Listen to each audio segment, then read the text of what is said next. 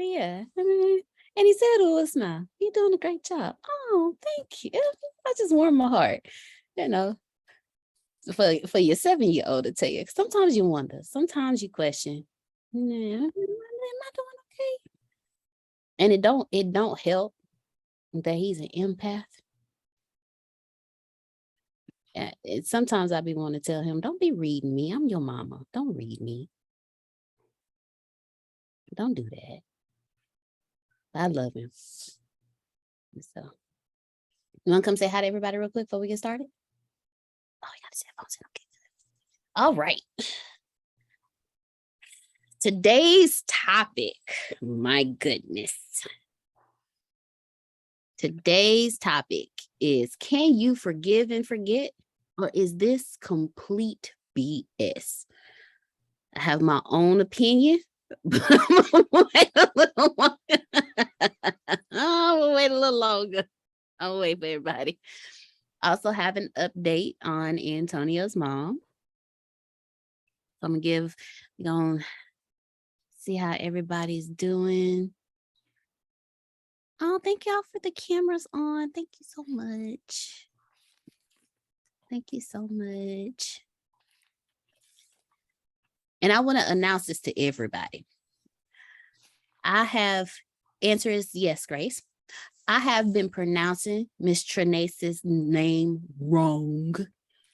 And I know y'all have heard it, so I'm going to say it right. So the seed can be planted. It's Trenace, not Trenace. Trenace.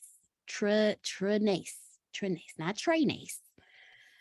Not Trenace. There's no apostrophe over the E. It's not Trenace. It's Trenace. All right. So let's get it started. Grace, if you want to make the announcement.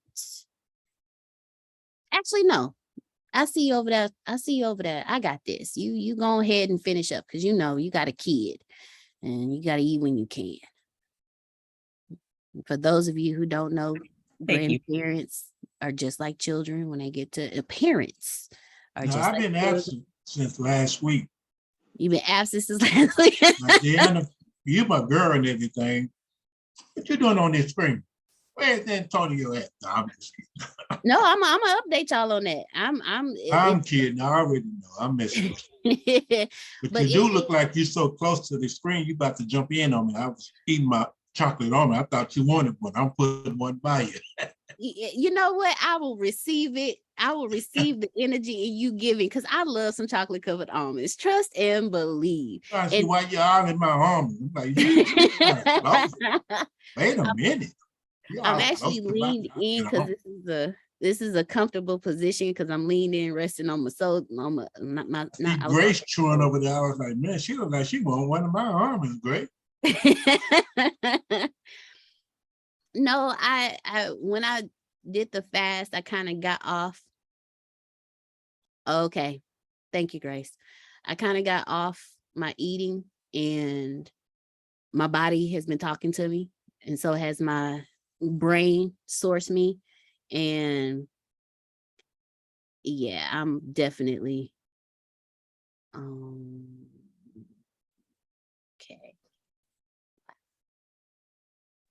Well, like I said, you my girl. I wanted to say something in today's class.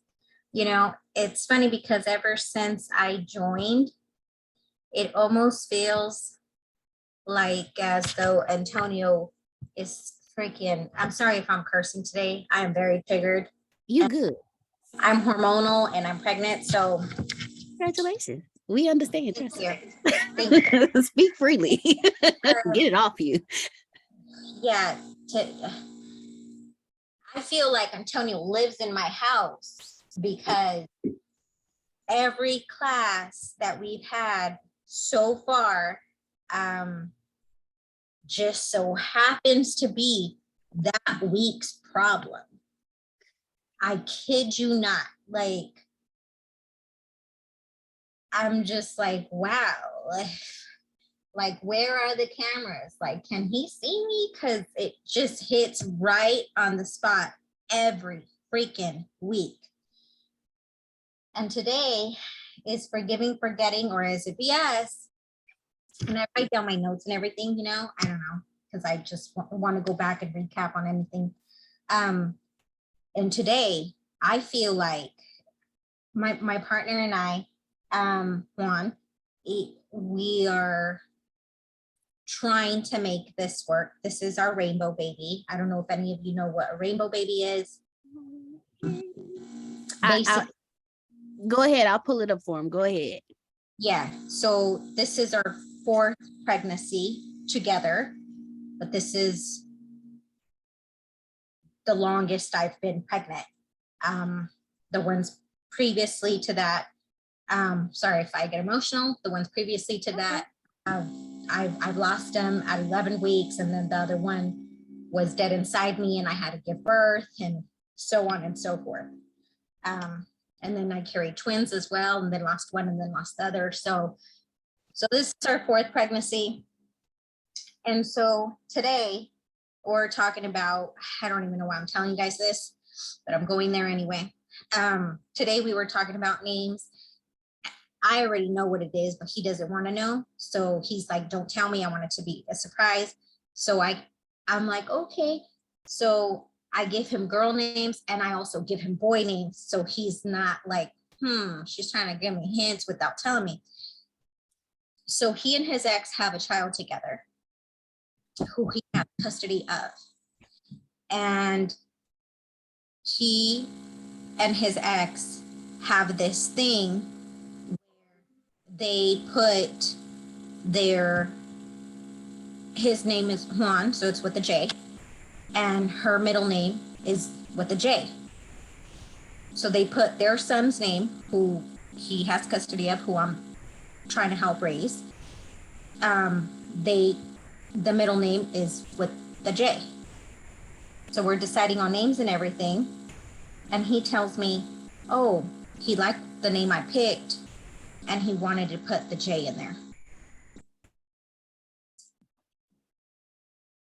When I tell you I couldn't see anymore, and had he been in front of me, and I'm trying to work on that, because I know it's not okay to do anything violent to people.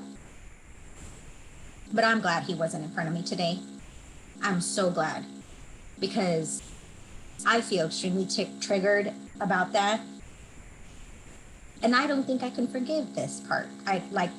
How dare you want to do with our baby something that you did with your ex? Like, maybe I'm tripping. I don't know.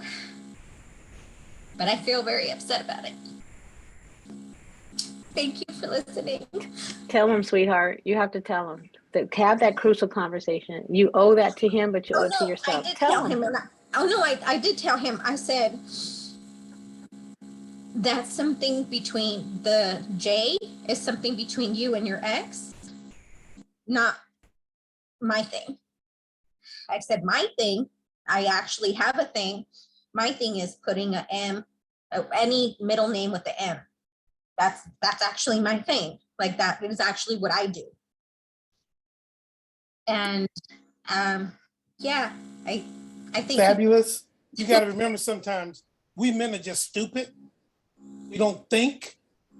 We respond, we act, and it takes someone to say to us, go, oh, and then they recognize, oh my God, I wasn't thinking. We do that sometimes. So keep that in mind. Sometimes we just stupid. Okay? We are. No, I understand that. And I understand that women too, sometimes we do things that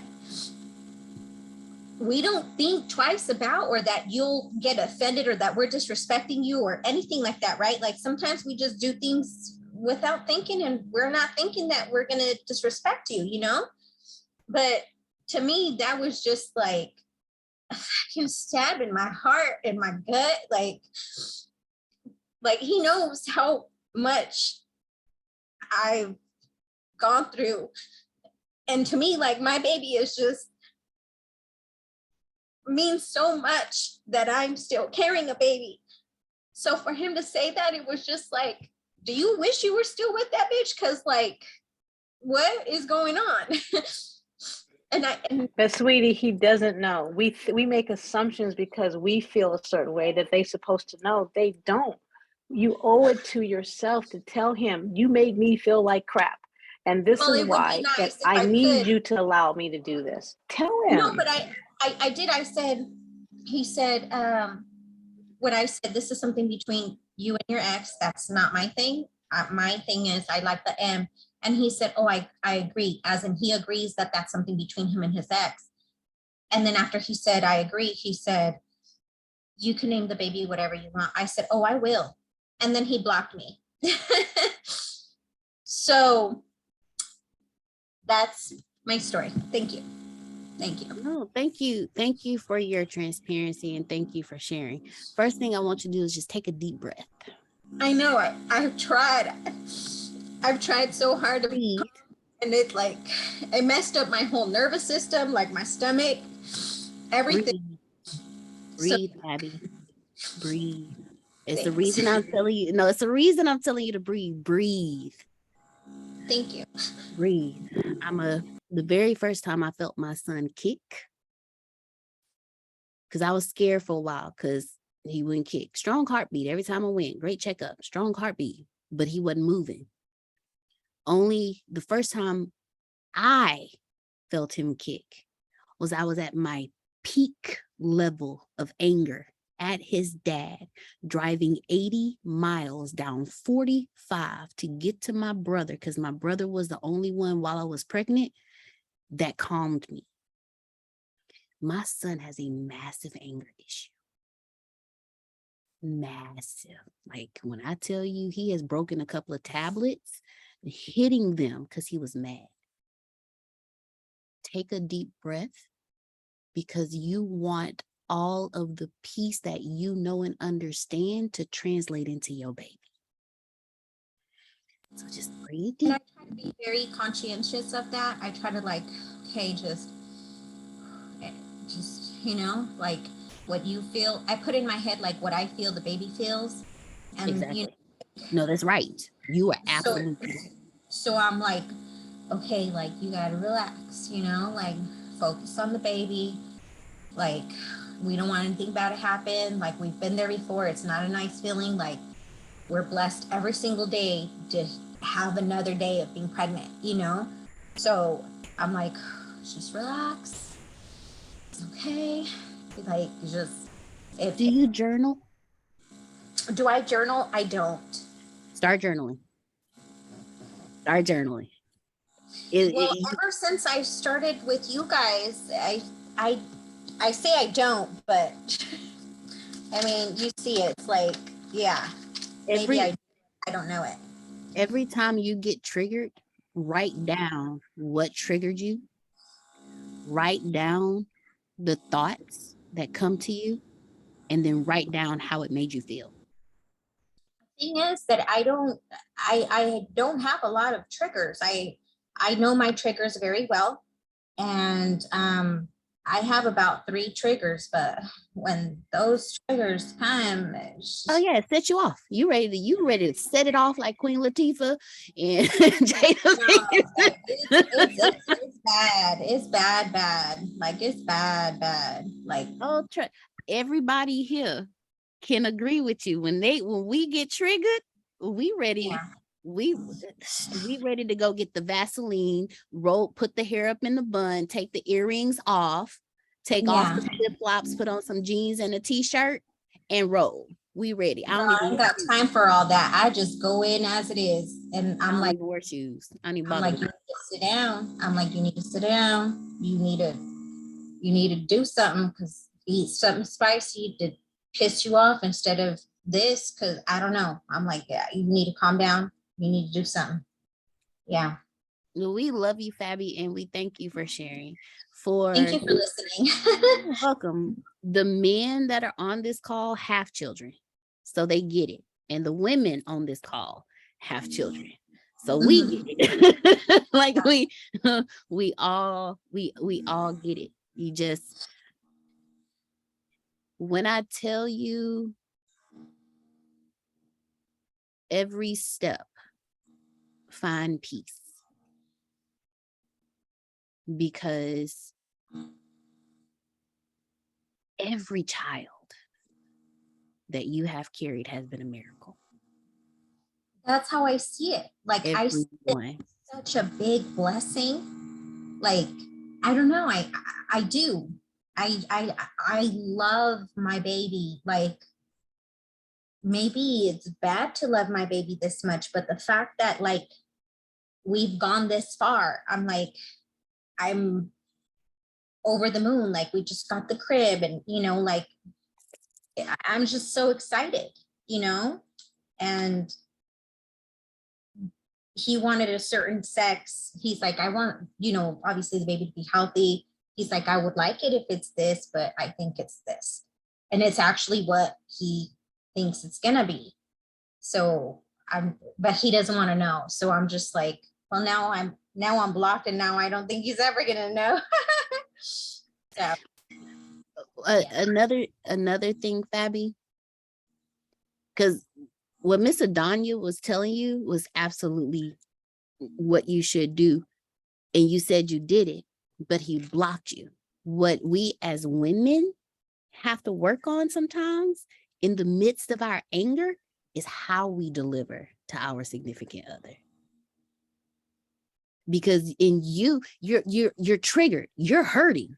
So all your response is gonna be, you know what? The beep, beep, beep, beep, beep, beep, beep, beep, beep, beep, beep. Like all your responses are gonna come out. I literally responded with that. I responded just how I told you that I did. I said, we are not naming her J. That is your and Brianna's thing, not mine. I said, I told you already, I have all mine with an M as middle name. And then that's where I put exclamation mark. And then he said, okay, I agree. He agrees that it's her and his thing. And then he said, you can name the baby whatever you want.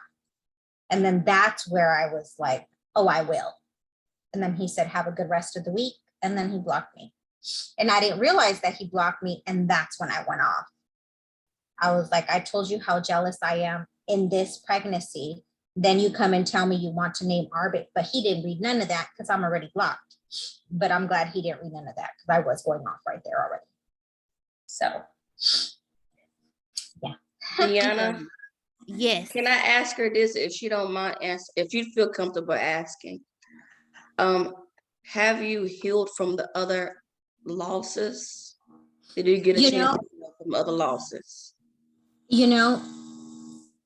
I think the hardest one for me was having to give birth to my son that was dead. I don't think I'm fully healed from that because, again, that experience in itself was very traumatic. I mean, when I've pushed a baby out, they've all been alive. So the fact that my baby was not, like, it really fucked with me, and then I was under the impression, I was so certain that I was going to have a girl. And they brought me my baby in a jar. And so it was just like surreal, and then I saw that it was Juan asked, what was the baby going to be? And he's like, it's a boy. And the baby looked just like him. He had my face shape, but he had his hands. He had his feet. He had his big ears. He had everything of his daddy. And which is what I wanted the baby to have, his feet, because he has the most beautiful feet for a man. And so it was something very traumatic for me, that, and the fact that every time I'm pregnant, and I know that has to do with a lot of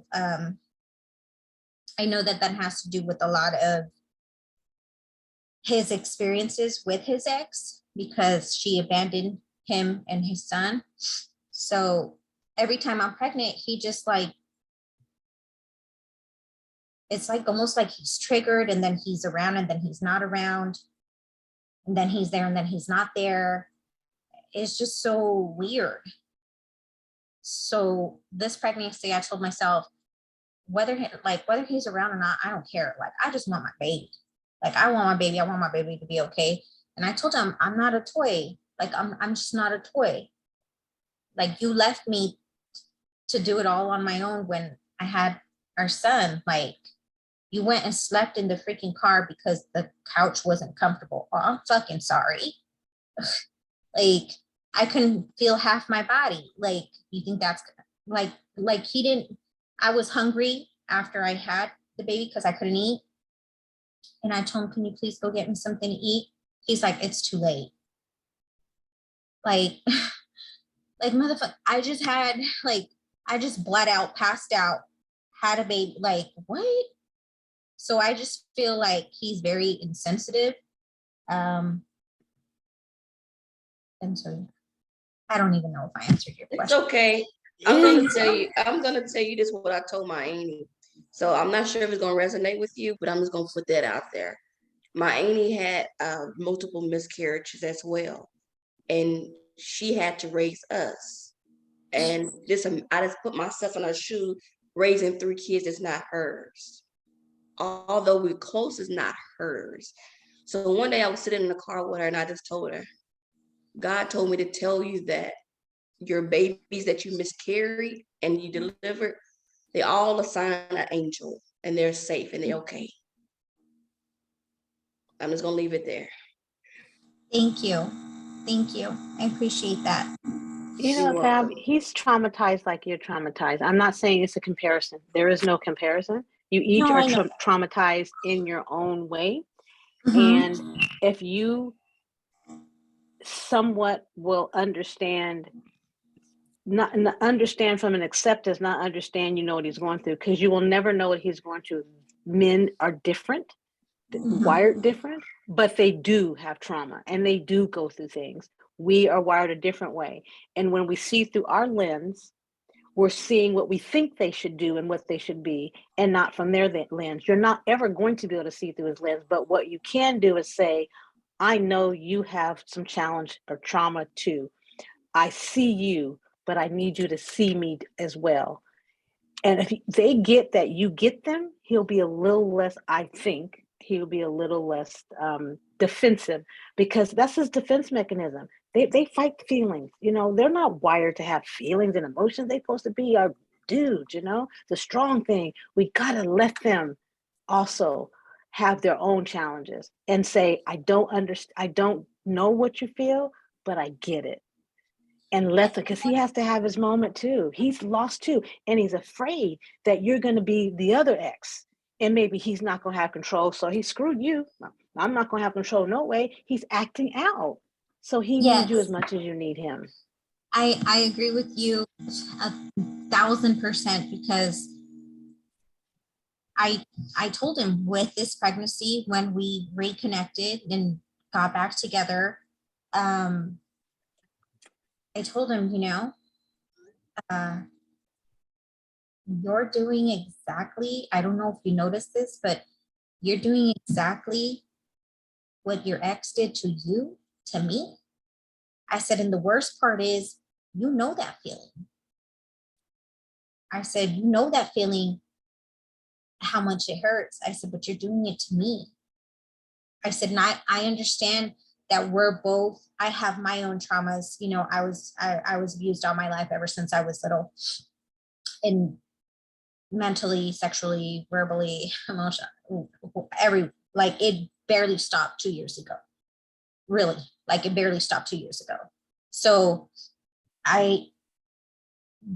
that in itself is what triggers me. When someone grabs up on me, that I lose it. I am not there mentally. Like if someone grabs up on me, I just lose it. And he did that once, and it was not a good sight. So going back, I know that I have my triggers and I know exactly what they are, but he gets triggered over everything because I reply with, okay, but I really don't mean like, okay. No, I'm just really replying like, okay. Like I got you, okay. You know, like, everything triggers him. So I'm like walking on eggshells, trying to be understanding, trying to be there, trying to help him raise his son. You know, his son has tried to hit me with the hockey stick. He's 9 years old, but he weighs more than I do. Like, it's just bad.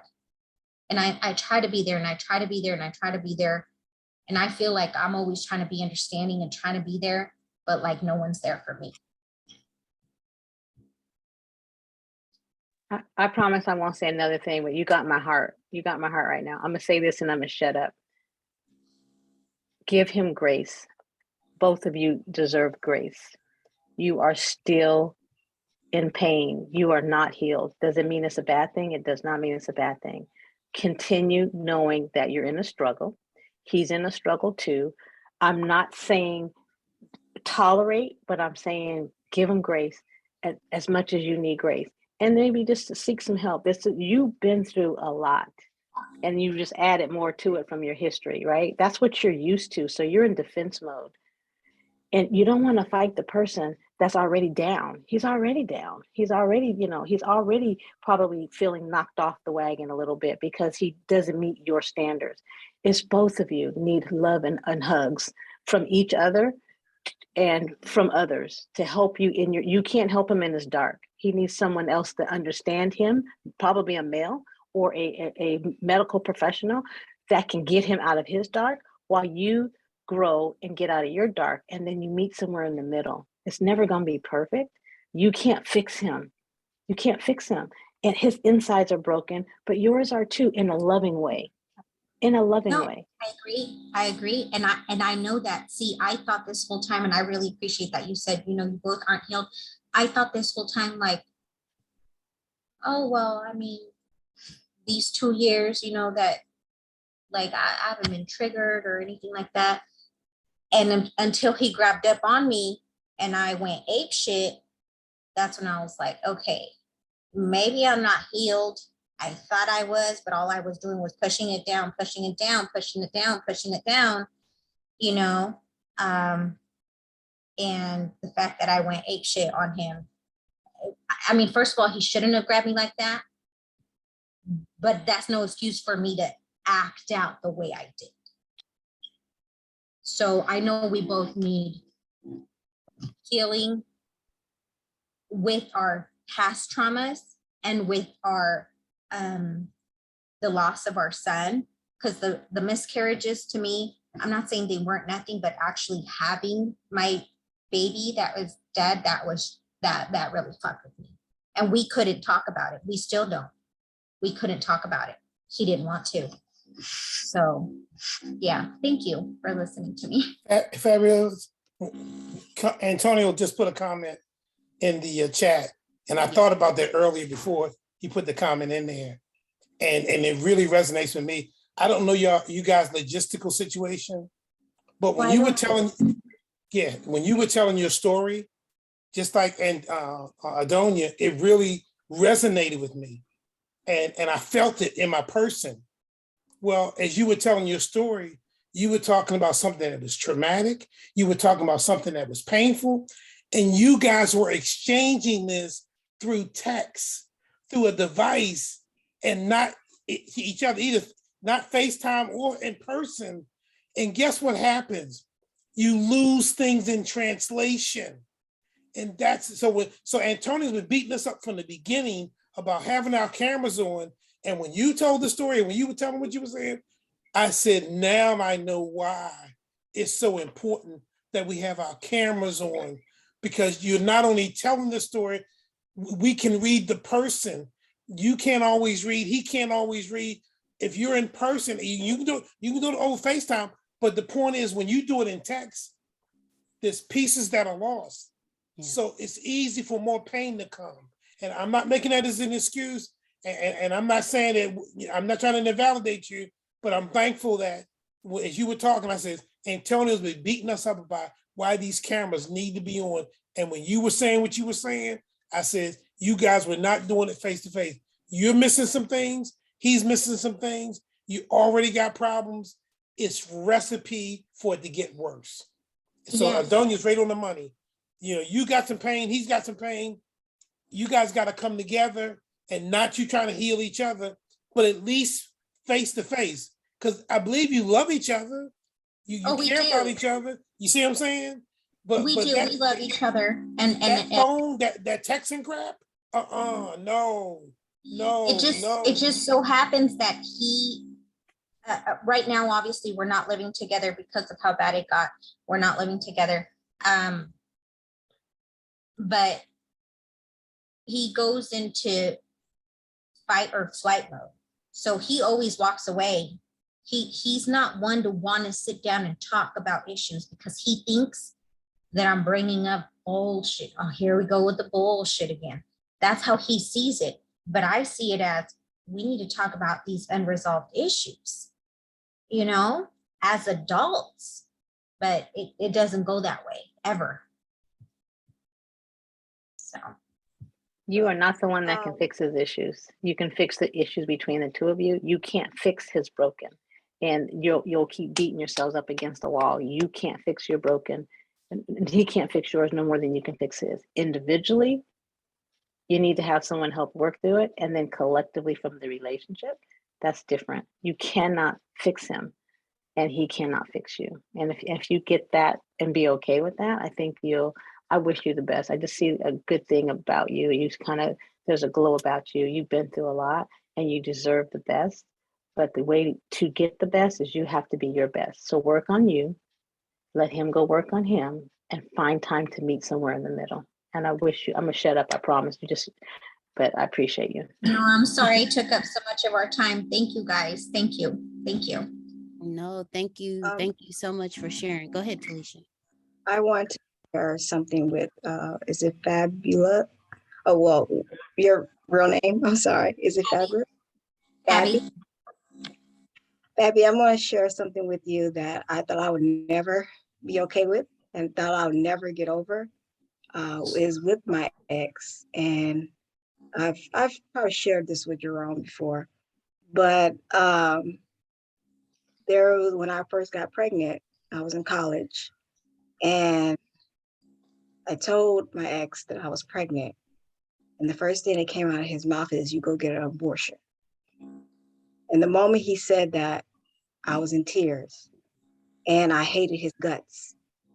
And I just wanted to run away from him. I wanted to get away. But at the same time, in my head, I was just like, he may be right. I'm young. I maybe shouldn't have this kid right now. You know, so I was torn between, should I have this kid or should I go get an abortion? That's a very hard spot for a woman to go through. I want to tell you, I hated this man for years. And everything that kept playing in my head is, he told me to get an abortion. He told me to get an abortion. And I'm glad I didn't listen to that, because my daughter is beautiful. She is loving. She is smart. And guess what? That's his world now. And she is a split image of him. And he loves her. He always said, oh, that's my girl. That's my girl. Like we went through a point where he didn't want to give money for her, nothing. I had to fight for everything by myself. And I hated him for years for it.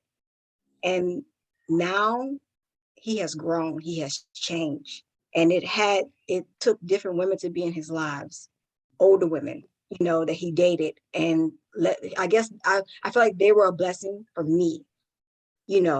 They taught him, you need to do right by her and by that child.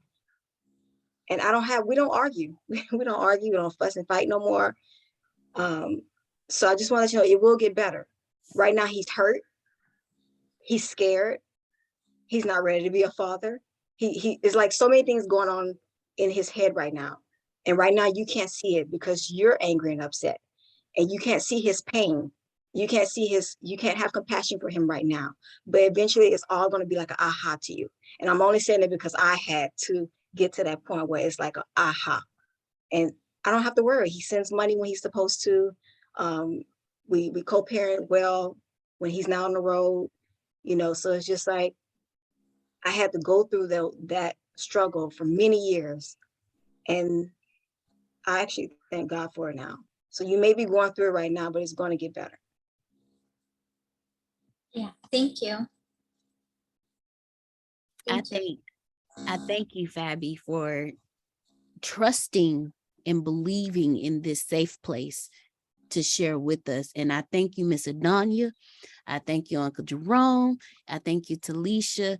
I thank y'all for sharing as well, because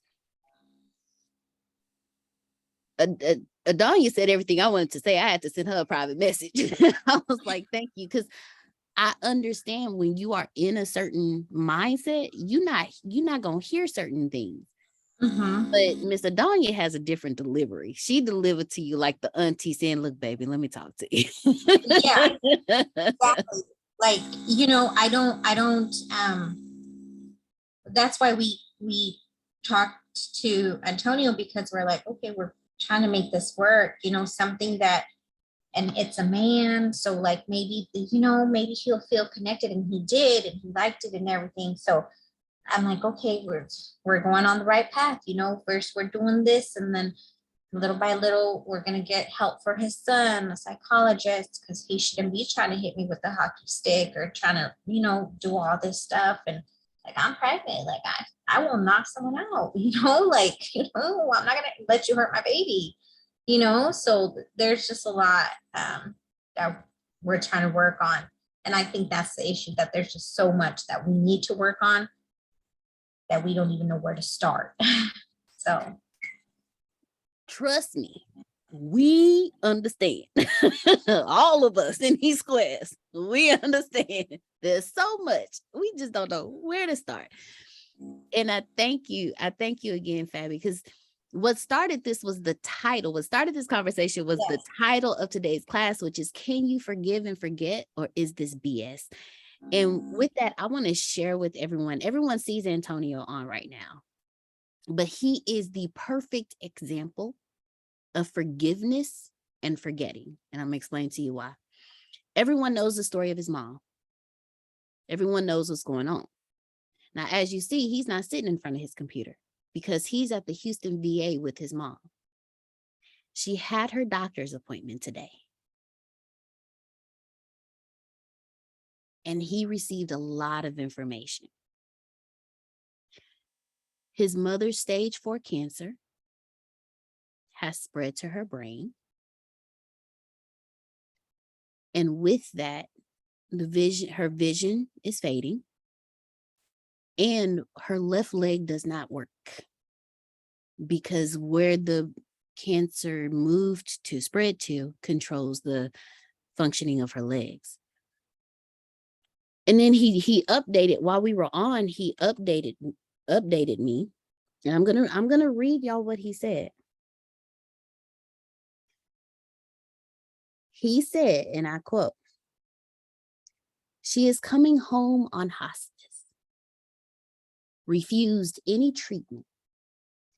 I have to come back up tomorrow and set everything up. She wants to die comfortably with her grandkids, her son, and his wife. Waiting for discharge now. Have to pick up all the equipment tomorrow."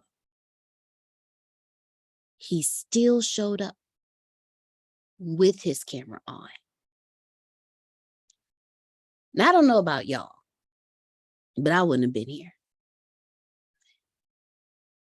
But the thing is, he wouldn't be where he is if he had not forgiven and forgotten. How many of us can actually say that we could forgive a situation like that and forget it and turn around and take care of that person without any hatred, without any pain, without any back and forth, without an attitude, without any of that? I've seen this man do things in the last 3 weeks that I myself would not have had the strength to do. I'm not even gonna lie to you. I would have done it and every night cried myself to sleep. I'm not even gonna lie to you. Every night. He has not complained. He has not been angry. He has not popped off. He hasn't done anything. So can you forgive and forget? or is it really complete BS? He's in a hospital right now, waiting. He did in 3 weeks for his mother what she's been trying to do in 14 years, only to take her home to spend her final days with her family.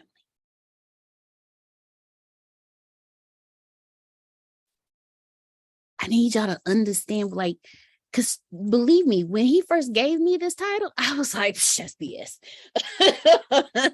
That's BS. that's BS. But after receiving this information, I had to remember who he is and the example that he has given. All of us got mommy issues. All of us. You can say you had the most wonderful relationship with your mama. Something she said along the way triggered you, and you don't even realize it triggered you. I have a wonderful relationship with my dad. He said something to me. He was in conversation saying something to somebody else, and I was like, that's where the hell that started? And it dawned on me. I did not even think. I did not even think. So can you forgive and forget, or is it complete BS? Even if we don't consciously pay attention to the wounds or wrongdoers in our lives, often our body remembers them. And whether we're conscious of them or not, they affect how we live our lives. So rather than banish our issues, let's rethink how we can move on. Antonio never banished his issues. He forgave, he forgot, and now he's the hero.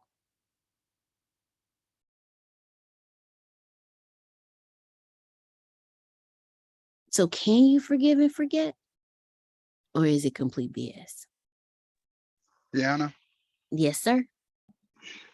I believe you can, because I truly believe that you can never fully heal if you don't, because like I said, my once upon a time, my whole family, my mom, stepfather, brother, sister were all on drugs at the same time. I didn't have the best relationship with my mom. My mom is the very same lady that tried to stab me for talking my sister out of dropping out of high school, tried to set me up to shoot me. She had a pistol in her pocket. She's the same woman that stood before me and said, you're a bastard. You're a bastard. I should have flushed you down the toilet when I had a chance. I was just talking to one of my nieces about that earlier before I got on this call. And I said, of all the things I said that hurt me, through all the things my mom said and did, I said that calling me a bastard and saying she should have flushed me down the toilet when she had a chance, I said that hurt the most. I think about my brother, whom while I was in prison, I come back to find out that my brother had slept with my wife. And as you know, I just recently, got my divorce finalized. And despite all of that, when my wife needed help, my ex-wife needed help 2 years ago, I've had forgiven enough where that I could get up. I got up, got a one-way ticket, went to Atlanta, and I moved her to Kentucky out of my pocket. Never brought up any of the old stuff, never, showed any resentment or nothing like that. Never did that. With my mom, I went through what I went through, but I remember my mom saying something. She said, I am sick and tired of not being able to meet the expectations of my kids. And I remember I sat down next to my mom. I said, Mom, let me tell you something. I said, I don't fault you for what you could not do for me as a child. I said, you were a child, 13 years old, and you had me at 14. I said, what does a child know about raising a child? I said, nothing. I said, now, as a grown man, after I got grown, I said, that's all on me. I said, you didn't make those decisions for me. I did. I said, I want you to know something. I said, You are my mother and the only mother that I have. And for that, I will always love you. I said, now all this other garbage you keep talking, I don't want to hear nothing else about it. And from that point on, you know, when my mom, you know, got sick, I had to go and make the decision to take her off of life support, with other family members calling me a murderer and this and this and that. A short time later, I had to do the same thing with my sister. 2017, my brother and I, the last thing that we said to one another, we were on the phone. He was just getting out of the hospital. I took care of him. And before he passed, he told me, he said, you know what? You're the only father that we ever knew. He said, you took care of us. He said, you looked out for us. I was 10 years older than my brother, 9 years older than my sister. And then both of them said, you know, you're the only father that we ever knew. And when my brother, you know, before he died, he told me, he said, all I ever wanted to be was you. And I remember that day he got out the hospital, he called me and we was talking. I said, man, bro, I'm sick. I'm sorry, man. I'm gonna get out there to see you. He was out there in Aurora. I said, I'm gonna come out there and see you and stuff. He said, all right, bro, I'm gonna go home. I'll go to he lived in one of those assisted living things. And, you know, I said, I'll be out there tomorrow because I'm feeling down. And we were getting ready to hang up. And just before, you know, I could hit the button on the phone, I heard him scream, hey, bro. And I said, I heard him. I said, yeah, what's up, bro? What's up? He said, I love you, bro. I said, I love you too, bro. And 2 hours later, they called me and told me he was dead. This was 2017. And I sat down and think, out of all the stuff that I went through with my family, the hatred, I've always been the leader of it. I'm the oldest of all the kids, all the grandkids, everything. And while taking care of my brother, while looking after my mother, looking after my sister, even my stepfather, whom I hated with a passion, I was able to tell him how much I loved him before he died. So yes, it is possible to forgive atrocities, you know, against you, pain that you thought you could never get away from. It is possible because when I think about my loved ones, I got all their pictures on my wall at home. And you know what? I miss them dearly. I can't get up and get on the phone and say, man, let me call my bro. I can't say it, let me call my sis. Well, I'm gonna go by my mama's house. Let me go see what my stepfather doing. We work on the car together. I can't do none of that no more. I have nobody. I barely even have friends, you know, but I always think of them. And when I think of them, I don't think about none of the bad stuff. I don't think about all the evil that took place, all the deceit, the adultery, none of that. Only thing I think about is I miss my family. I love them. They all I ever had, all I ever knew. Now I don't have none of that. You know, all I ever knew. And God, so many times I wish just one time that I could see that beautiful gold tooth in my mom's mouth when I walked through the door of her house and she said, hey, John, my mama told me before she died, she said, you know, I always look forward to you walking through that door. And I said, why, Mom? She said, because no matter how I'm feeling, I know you're going to make me smile. That was one of the last things she said to me. One of the last memories that I have. You know, I'm sorry. I still get emotional about it. That's okay. You know, but I wish all the time. I'm driving by the hospital right now that my stepfather died in. I can't believe I'm really talking about it and I'm driving by the actual hospital. But that was a man that I hated with a passion. And I remember, you know, he had, you know, he was very abusive to us. He got to the point where my mother ended up stabbing him 29 times. And he actually died 3 times on the table. They, you know, the ambulance pulled up to pick him, you know, to get, you know, he was laying out on the ground and he got up and he was running so fast that they had to get back in the ambulance, you know, and run behind him until he collapsed again. And I asked him, you know, he was a beautiful specimen of a man, big, black, you know, powerful man. And I used to admire that so much, that physique. He was an excellent baseball player, but he was never the same after that stabbing. He was a little frail dude, you know, after that. You know, mom's broke him down to size, you know, but he shouldn't have putting his hands on us. And he got up one day and you know, I had went to the whole spots to pick him up to bring him home to the house. And I was out on the road coming from Ohio, and they used to sell on the side of the road these peanuts. And they had these peanuts in this red, white, and blue bag, and he loved them. And for some reason that day, I decided to buy a couple of bags and take home for him. I picked him up, took him to my mother's house, and I gave him to him. He was sitting down, and you know, we turned on the baseball. I hate watching baseball, but that was his sport. And I'm sitting behind him. He's sitting up front, and all of a sudden he stops eating the peanuts and what he's doing, and he looks back. He said, "You know," he said, "you're not even my own child, but you respect me more than my own kids do." I said, "Poppy, what am I supposed to do?" He said, "I don't know." He said, "But you always respected me more than my own kids." And the day he was in this hospital that I'm passing by now, I came all the way from Ohio, drove the truck all the way into the parking lot, went upstairs. He was being pumped by that machine to keep you going, life support. And I remember I went over, because I know when you're in an unconscious state and all that, you can still hear someone talking to you. And I remember I went over to him, and I never called him Poppy, that the grandkids always called him that. And I bent over him, despite all the pain this man caused us. And I don't know why it happened. I kissed him on the forehead, and I said, "Poppy, I know you can hear me." I said, "I want you to know something." I said, "I love you, and I love you with all my heart." I said, "Go home, Poppy. It's okay.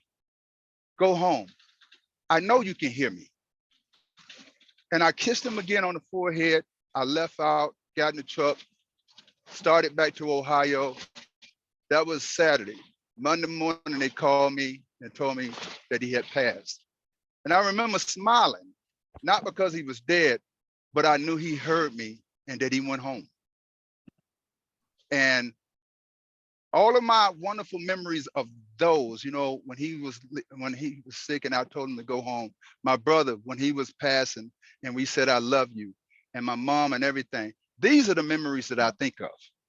I don't think about any of the stuff that they did to hurt me or to lie to me or did all that. I don't think about none of that. I just know that this is all I had as a family.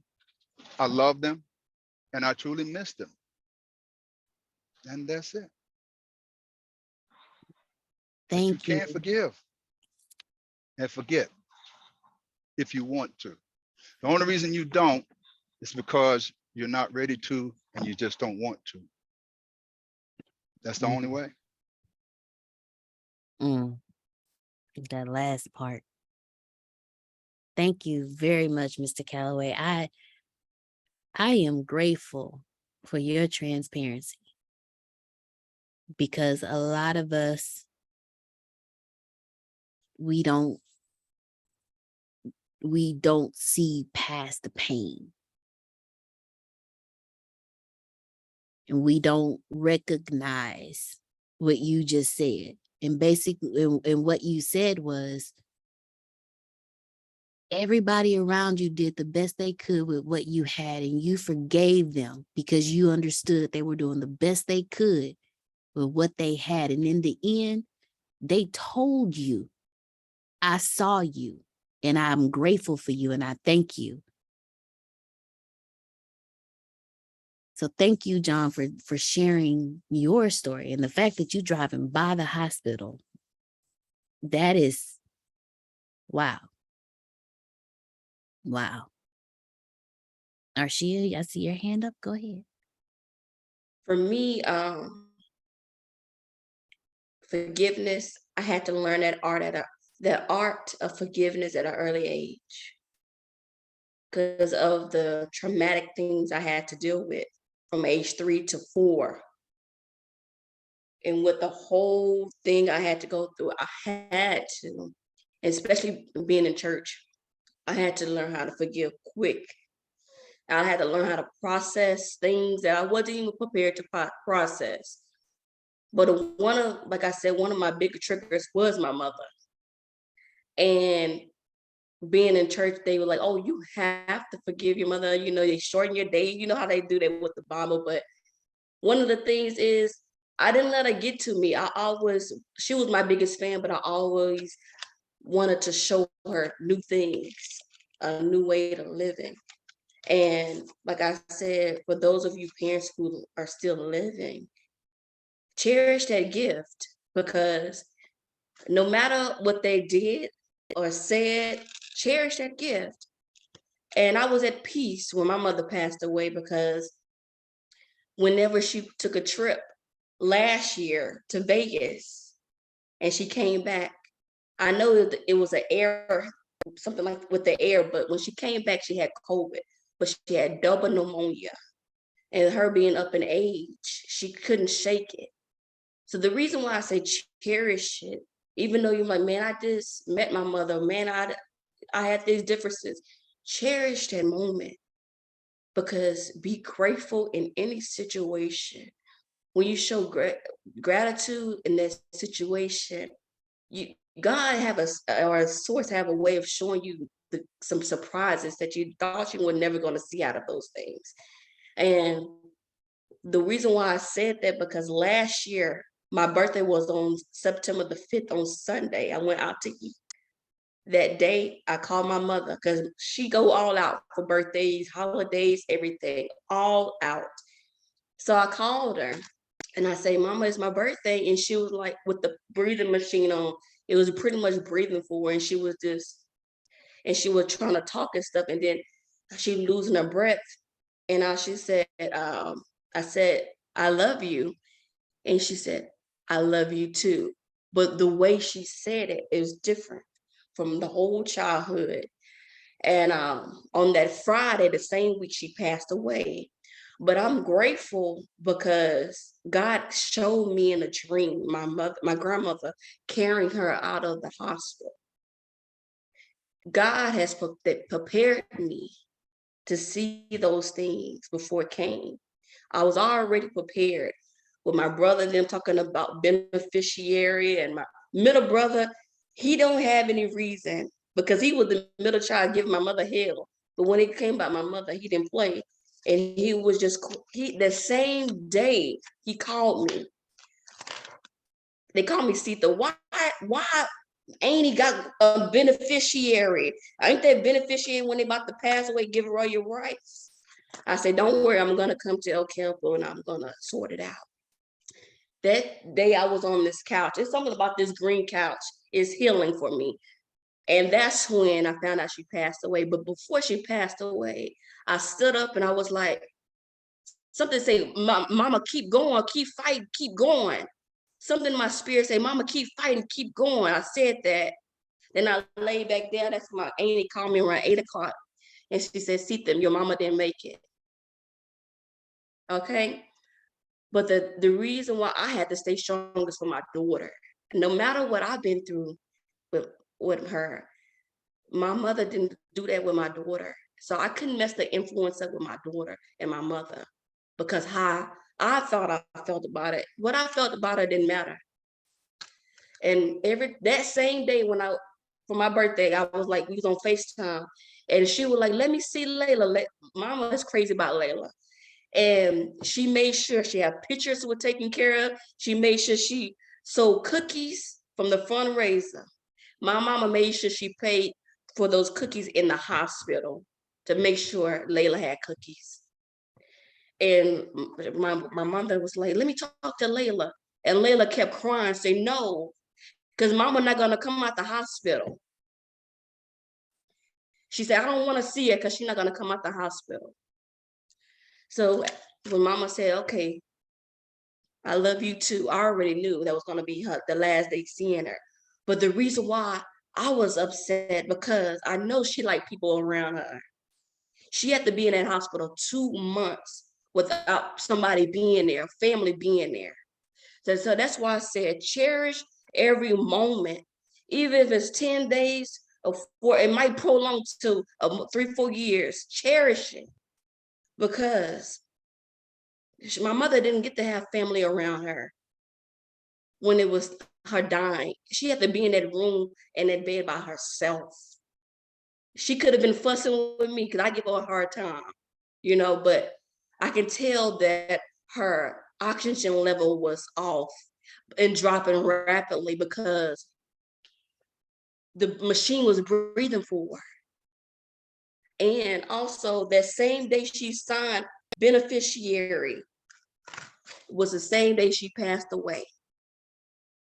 So I had to be strong because my brother was in my ear, my middle brother, my older brother, he old fashioned, so he just think it one way. And my middle brother pissed off as hell, cause like, why mama signed off her stuff to my auntie?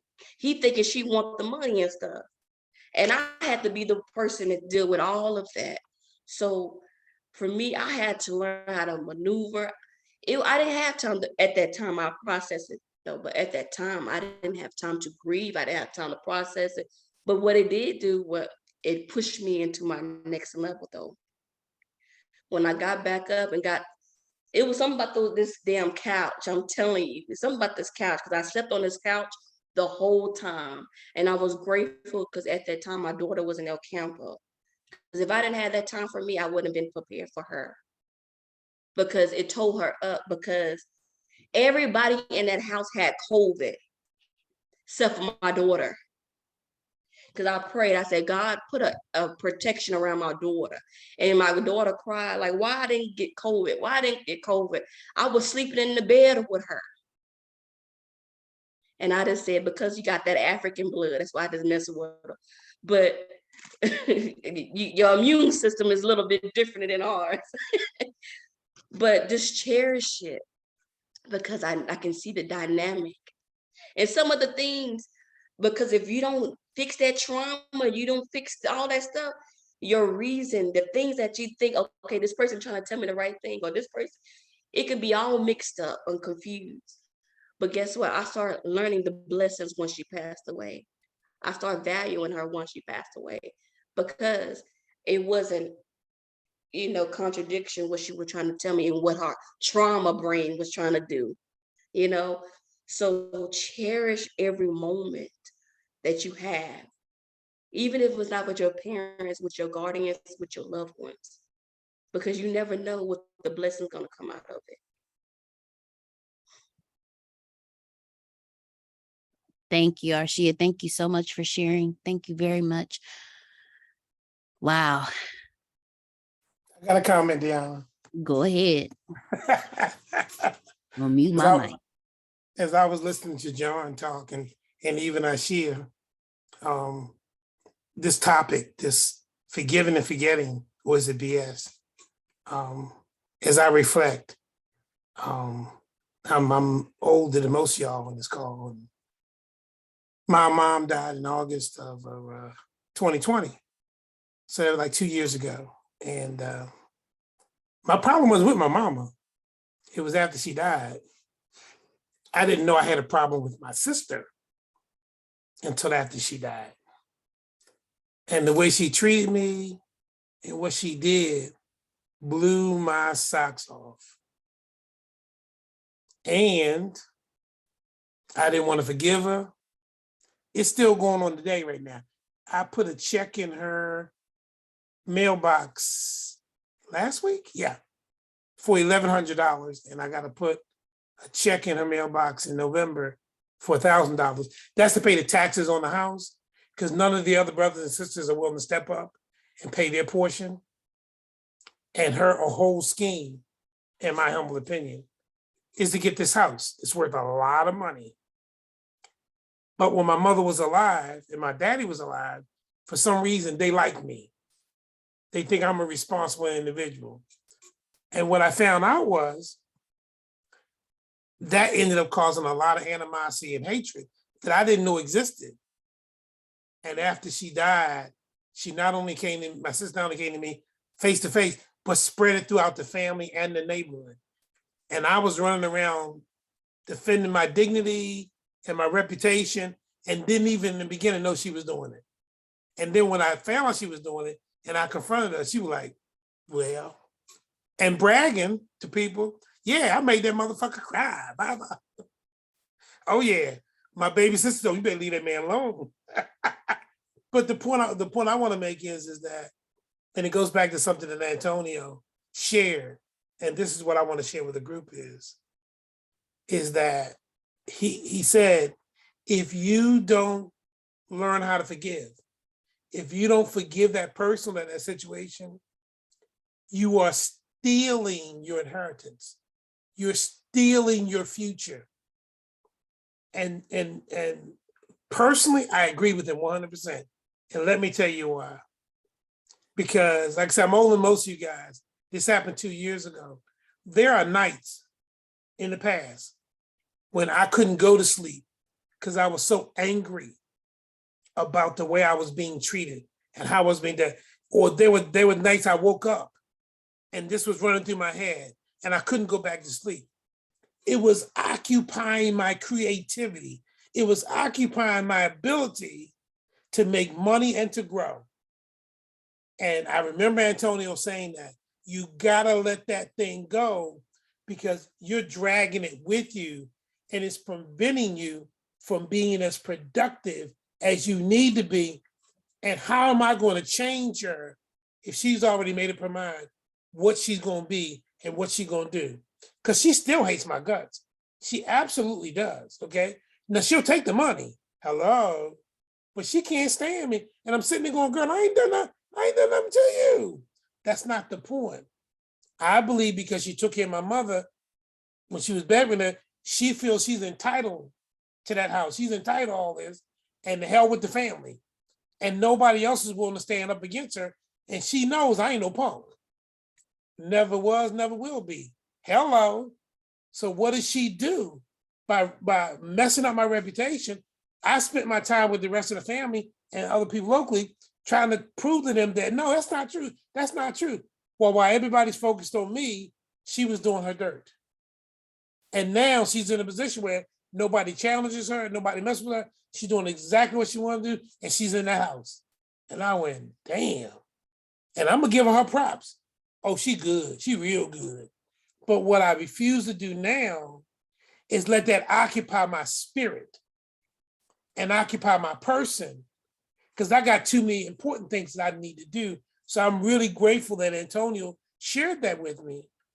And I think part of that has to do with his own experience with his father and with his mom, and he can share that with us. So I just wanted to share that with the group. Don't carry that stuff. Now, if you carry it, then own it. But you need to let that crap go because it's dead weight. So that's what I wanted to share, Deanna. No, thank you. Thank you for, oh my goodness. Thank y'all so much for sharing. Jerome, thank you for sharing. Now, Jerome said something that I want to reiterate. Because a lot of us are physically unhealthy because we haven't forgiven somebody and we don't sleep right. We don't eat right. We don't do anything right because we are living in whatever they did to us. Forgiveness is not for the other person. Forgiveness is for you. I'm speaking from personal experience. I have spent many nights in the past. Actually, not some now, because there's still some people that got me messed up. But, I'm working on it. I'm working on it. I'm not perfect. I'm working on it. But I've spent many nights tossing and turning, waking up every hour. Then when I actually get some good sleep, it's time to wake up to start my day. And then when I wake up, I pull back in what so-and-so did. Bless you. And I live in that the whole day. And my stomach gets knotted up. I lose my appetite. And then when my appetite does come back, I eat the wrong thing because I'm emotionally eating. Or I binge eat. I eat too much where I'm physically miserable, like in pain, because I was trying to eat away my feelings. I know I'm not, do you know, look, I could put away. You're not by yourself. Okay. I can put away some food. Don't get Not at all. No, you not. You are not by yourself. Man, look, I have put away a half of a cake before. When y'all heard me joke that one time about eating a half a cake and drinking a Coca-Cola with it, I wasn't just using that as an example. I've done that. I know. After eating a full meal, I put away half of a lemon cake. It was good cake, though. It was good cake. It did the job at the time. It's okay, Deanna. I ate an entire cheesecake with 10 pieces of fried chicken and a Fago orange pop to wash it down. And it couldn't just be any kind of orange pop, a Fago. It was 49 cents at the time at Kroger. I mean, a Fago go hard though. Yes, it do. Yes, it do. So that's why I had to reiterate that. So I ate that and I felt just as empty as anything, but I was full, but I was still empty. At the same time. Exactly. But it was good. See? You felt good while eating it. Yes, I did. And it was soft up. You know? I put it in front of my portable heater. It was soft. But it didn't do nothing. Yeah. I'm with you. I love y'all. But forgiveness is not for the other person. You, depending on what it is, yes, include the other person in your forgiveness, but that forgiveness is for you. It took me a long time to be able to say that and believe it.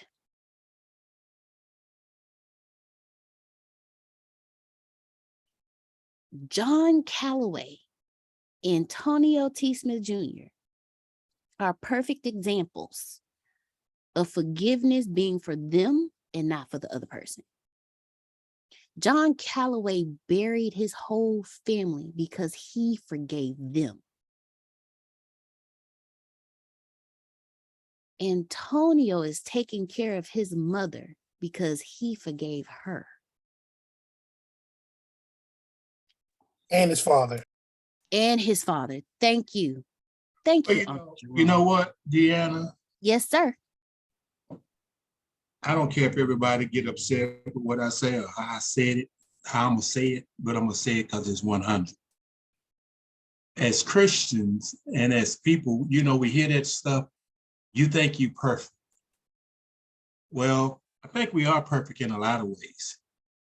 Antonio mastered this thing, and when I met him, listening to him, and it's not about just putting him on a pedestal, but he lives it. I could tell he lives it. Yes. And that comes with practicing, if you will. An attorney practice law. A doctor practice medicine. So why everybody tripping when we practice and get this right, then they label us, oh, you think you're perfect. And I tell them, yeah, I'm perfect in him, because without him, of course, I'm not. And it's not said from an arrogant standpoint. It's like, you just know when you know. Okay, I ain't got no tracks in my arm because I never had that problem. But I have been a hoe. I've been a liar. You know, so I can only, the devil can't come get me in that area because that's not where my struggle was. He's come to steal, kill, and to destroy. So he's not going to try to get me to shoot a needle because I ain't never done that. That ain't going to happen. You know, just in your mind, you know, some things you know you just ain't going to do. Yeah. As you walk about by me 36, 24, 36, there's a struggle on. I have to say, oh, Lord. You know, so when you're real with yourself and you know where your temptations are and things that you deal with, then if you perfected that thing, then you know you're okay in that area. Now, that don't mean that you're not going to have problems in other areas. So what happens is you got a lot of people and self-professed Christians that are still dealing with unforgiveness. Mm-hmm. An individual did something to me, and I checked him, and I ran across him a few times. I forgave him. But I had the look on my face like, nigga, you know, I don't deal with you. Because that's the difference. I forgave you, but I don't deal with you. We ain't having lunch. We ain't doing no small talk, but I forgave you. But let's just keep it moving. Because that thing, you know, if we entertain it, is laying dormant and it can resurrect. And so when you working on it or you practicing it or you trying to be better, then you let it stay there, because people have a tendency, and it can be passed on from generation. You know, I can't talk too loud because I don't want to confess everything, but people struggle with forgiving people. Yeah. I had people come to me. Now I'll share one crazy. Another preacher called me and said his nephew was having problems with him because of something that I said 20 years ago. And he called me and said, man, can you talk to my nephew because he's still happy? I said, man, didn't that happen 20 years ago? I said, okay, so either you believe what you preach or you just playing church. I said, because nigga, I don't have nothing to say about something I did or said 20 years ago. That's under the blood, that's gone. I don't even know how I said it 20 years ago. So why would you call me 20 years later still having a problem with that situation? Can't nobody on this call me 20 years from now and say, man, you know what Antonio said? I'd be like, what? Click. I mean, that's foolishness. It's just, I mean, I thought about it after I got off the phone with him and I started to call him back, but then I caught myself. I said, wait a minute, did he actually call me and tell me about his nephew is struggling about something I said 20 years ago? I said to myself, apparently it had to be true, because I ain't gonna say it if it ain't true. Only thing I go to God about, I said, now God, I probably said it a little wrong, but I meant what I said. We ain't even gotta have that discussion. You know what I meant what I said. I probably just could have delivered the mail a little better. So I was shocked when he called me and I said, you know, it's amazing. Here it is, a pastor calling me, dealing with an unforgiveness. I said, man, listen, family members, friends, close friends, they can't hang that one on me. I'm not gonna let nobody hang that on me. You tripping about something 20 years ago? Yeah, it's serious. But unfortunately, we got people still struggling, because here's the deal, and it's not about being perfect as they label us. It's about when you go to God and you confess your faults and your sins and you ask for your forgiveness. Once I do that, it's a wrap. If he forgave me, I forget. I'm delivered from people. I counseled a couple, I counseled a husband, and I specifically told him, do not go and tell that woman none of these names, these individuals. And why he go do the opposite? She come in church mad at me. I mean, she was waiting on me. Why did you do this here? Why are you? I said, wait a minute, let's get something clear. I'm not justifying nothing that Negro did. Matter of fact, I told him, you're dead wrong, but I was trying to protect her by telling him not to go and mention all of these names to her. And so she put me in such a corner, I just had to ask her the question. Now that you have all these names, how is your worship now? You can't even worship God in church because you want to go kill somebody. You want to go over there and slap the wigs off. So I had to explain to her, I wasn't telling him for that purpose, for you to be hurt. I was trying to protect you, because as a preacher, I know how it is sitting on the pulpit, seeing somebody walk in that you know you got issues with. But it takes all of heaven, because one thing that I teach and one thing that I practice, I don't use the pulpit as a target to do target practice on people. My wife, dog, or kids, none of the saints. That's not what the pulpit is for. But I've seen it happen. So yeah, forgiveness is a hard situation, because you know, you get somebody that you really love, somebody that you really trust, somebody that you really working with, and you trying to help them, and they go flip the script. And then you got to see these people. That's why I used to tell them when they come to my car lot, talk about the Lord told me to come see you. I said, well, I hope the Lord gave you some money because that's what it's going to take. Because while you shouting, I will repossess you with a smile on my face and a loaded gun waiting for you to come trip. Hello. No problems at all. Because you know what? Jesus, when he turned the table over and told them, y'all, this is not my house, it's a house of prayer. He wasn't no gay. He wasn't punk about turning over those tables. He wasn't no punk about popping his whip. He made a point and he meant what he said. And people think this when you tell them that you're a Christian, that you're so meek, and they take your meekness for weakness, but then that's when they get dealt with when they see the other side of it. They get dealt with you when they now look, I prayed and talked to God today, but you about to make me put him on the shelf for about 30 seconds. But that's what reality is. But forgiveness is a tough situation because we get put in some tough situations. We hear some tough things. And so that's why I always made it a point. I cannot talk to you. I'll use you, Deanna, unless Antonio is present. Antonio, you're not going to share with me Deanna's situation if Deanna's not present. So it's not about being perfect. It's just about practicing your Christianity. And when you practice, that means you got room for mistakes. That's why it's called practice. I didn't quite get it right. The lawyers got a book, a library full of books to go back and make reference to it. We have a book. So it's not, you know, people say when you talk like this, they say, oh man, they think they're all of that.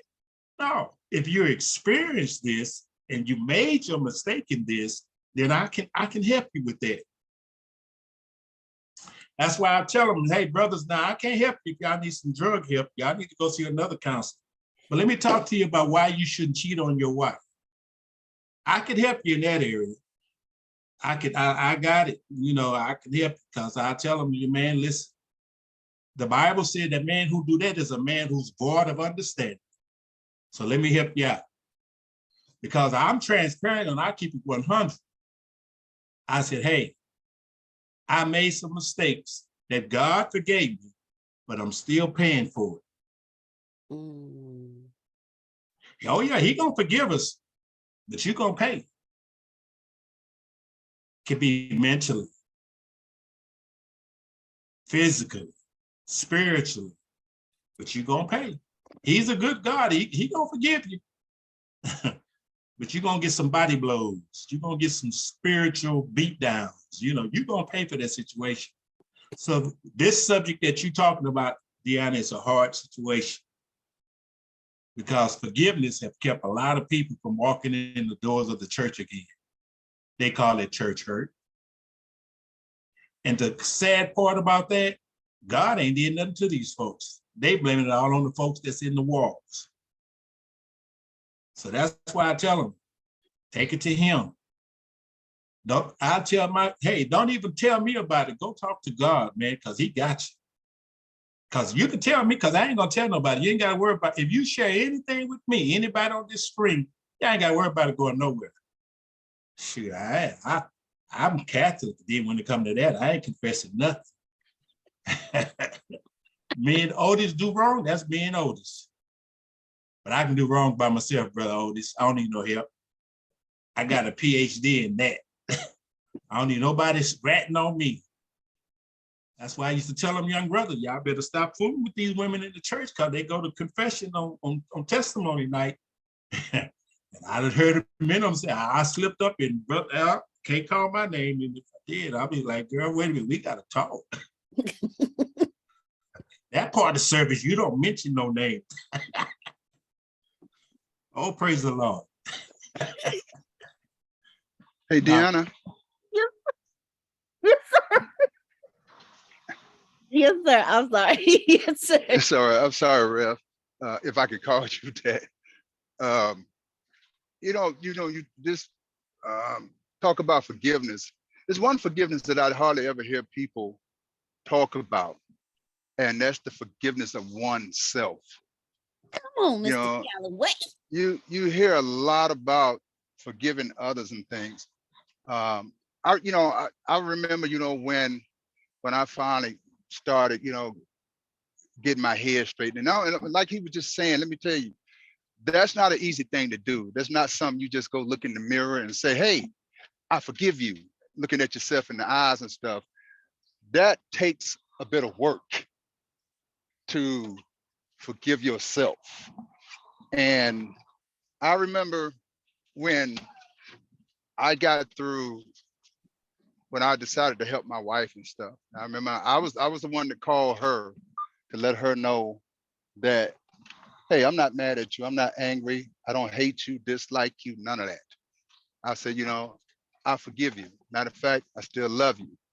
And I sat down and I thought to myself, when I finally sat down and thought about all the things that had took place, I got angry with myself all over again. I stayed angry with myself for about a year because I realized that for the vast majority, we ain't talking about when we kids, and stuff like that. Because, when you get to the age of being a grown person, it's a whole different ball game.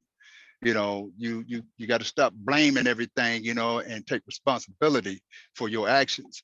But I was mad for a year at myself. And then because I realized I allowed so many of the things that took place that hurt me to happen. I allowed it to happen. I allowed it to take place. I had a choice. I didn't have to take that.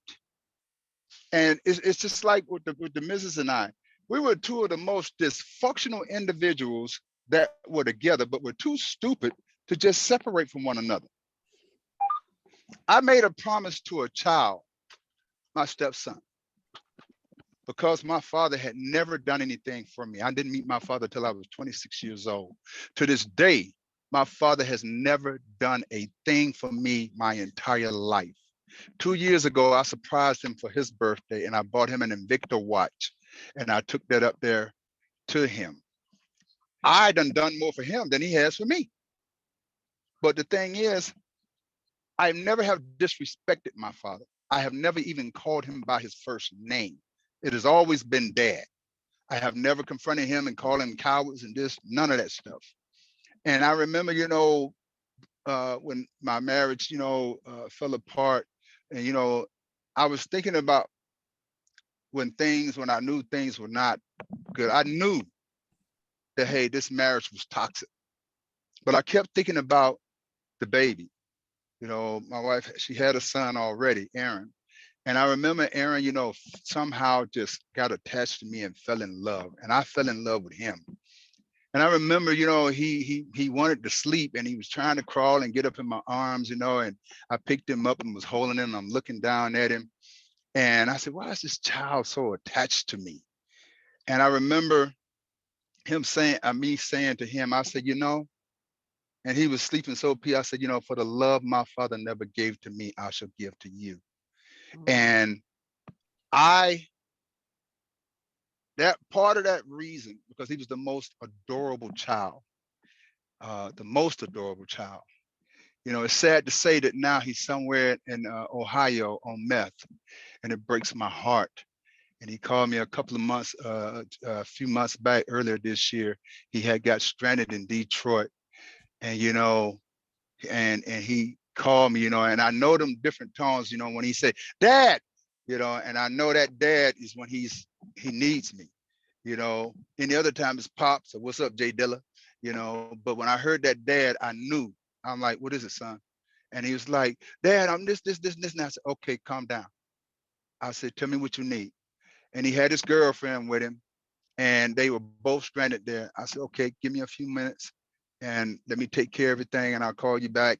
And so I did that, got him the tickets and got him on down there. But the thing is, with the forgiveness, so many things he and I have fell out. Oh my God, I suffered, my body mimicked the first heart attack. My son and I were fighting out in a snowstorm on the side of the highway, over his mother. And I sat down and I think, all these things that took place, the hardest thing I ever had to do was to forgive me. That's the hardest thing I ever had to do, was to forgive me and take responsibility and saying, you know, I could have changed this. I could have avoided this had I made a better decision, had I made a decision at all, you know, and I didn't. But people always talk about forgiving others. But a lot of times, you know, we can forgive others and we're still screwed up and messed up and struggling and going through things because we haven't forgiven ourselves. You know, I got demons just like anybody else, you know, and I take responsibility for my demons. I don't try to blame it on anybody else because of you, you know, you and you and you. No, I don't blame it on you and you and you. You know, I sit down and I take responsibility and I say, hey, these mine. I'm gonna deal with these. Some of my demons, you know, I got one demon, it's called Rollo Demon. That's what I call him, you know. He be getting with me, hey, man, hey, Johnny, man, hey, I'm talking to you, man. You know, he talked to me like that sometimes. And I'm like, look, Rollo, I ain't up for you today, man. Hey, man, look here, man. Me and Lou were talking, man. You up here acting up, man, hanging out with them righteous mongers and Bible thumpers. You need to stop that, man. You know, he be talking to me, you know, but I'm like, no, look, I done forgave myself. You ain't finna come in and disturb my peace. You know, I don't know the Bible, you know, as thorough as Antonio or the pastor just got off. You know, hey, I used to study, I wanted to be a pastor, but hey, you know, I took a left turn instead of a right turn. But, you know, I don't know it all that well. But I do know a thing or two about forgiveness. I do know that, hey, one of the most important things that any of us can do is while you're forgiving others, take the time to forgive yourself for making the mistakes that you have made. Take the time to forgive yourself for not being able to see clearly that relationship that you shouldn't have got in. You know, take the time to forgive yourself, you know, because a lot of times you get out of a relationship, a bad one, you're still beating yourself up because, oh my God, he did this to me or she did this to me and this and that. I ain't got time to cry over spilt milk. I'm not going to do it. I don't regret anything in my life. It's a waste of time to me. But when I forgave myself, I was like, oh, hell no, I got it now. I'm about to go out here and kick ass. And that's what I do. I go out and I kick ass. I don't worry about what my mama, my daddy, my brother, my sister, my auntie, my uncle, my grandfather, grandmama. I don't worry about what they did or did not do. I don't beat myself up. Damn, that was a dumbass decision, John. Why you do that, man? All that was a learning process for me. And it took a long time. I'm gonna tell you, it's not easy to get to this mindset that I've gotten to. It's not easy. It takes practice. You have to be willing to work on yourself. You have to be willing to face your demon. You have to be willing to face the good, the bad, and the ugly. You got to face it all. You can't just do a little bit. I'm gonna do a little bit here today, and then I'm gonna go over here and do a little bit tomorrow, and then we'll do a little bit on. Just leave that. Let's leave that over there. I don't want to do that over there. I don't want to do that. No, you can't do that. You got to deal with it all. You got to be willing to say, man, hey, I'm finna face it all. But I think one of the most important people that you should ever forgive is yourself. Because when we be going through what we going through, we're not always in the right frame of mind or the right frame of consciousness or subconscious, whatever you want to call it. We're not in the right spirit at the time. But like I said, one of the best things you can do while you're forgiving, look in that mirror and look at the person that truly matters and say, I forgive you. I love you. And you keep doing it. If you have to do it every day, do it every day. It ain't nothing wrong. I ain't never seen nobody beat themselves up for, you know, saying I love you to themselves. Just keep at it. Don't give up. Believe it and keep at it. Forgive yourself and move on from all that madness. It's done and over with. That's why they call it the past. It's in the past. The only reason that your past is still in your life is because you won't let it go. I said the other day, you know, when the judge, my lawyer told me my divorce is final, a friend of mine was talking to me. I said, you know, I just thought of something. I said it today. I said, I no longer have any more ties to my past. There's no excuse for me anymore to say that was holding me back. Everybody's dead and gone. That was the last tie to my past, was the marriage. And now I don't have that. So I don't have to think about that stuff anymore. You know, I'm really truly free to move forward. As I was doing the day in my best Dr. Martin Luther King, I said, free at last, free at last. Thank God Almighty, I'm free at last. I'm gonna stop now. No, you killing it. When the moment you started off with, you know, the hardest thing, the hardest people we have to forgive, I was like, come on, Mr. Calloway, say it, say it. I love this stuff, you know. I love being able to talk to you all, listen to the pastor, listen to Antonio, listen to Romy Rome. You know, it's cool in the gang with me. I mean, I've never felt so good because I never, like I told you, I don't really have friends. I really don't. Nobody ever calls me, hey John, let's go hang out. This and that. I'm a straight up loner, you know, with no family. All I got now is my auntie, and if something happened to her, I really don't know how I'm going to handle it.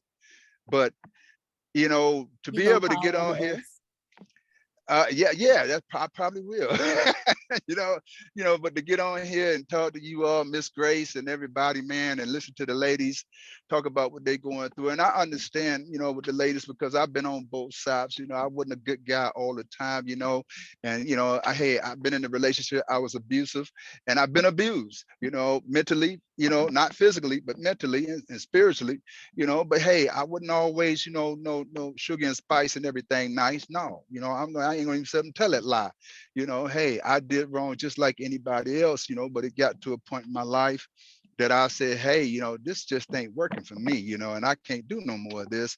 And it's not helping me in the marriage or anything like that, you know. And when I decided to turn my life around and do all the right things, that's when it got hard for me because everybody else wasn't willing to do, you know, to do right.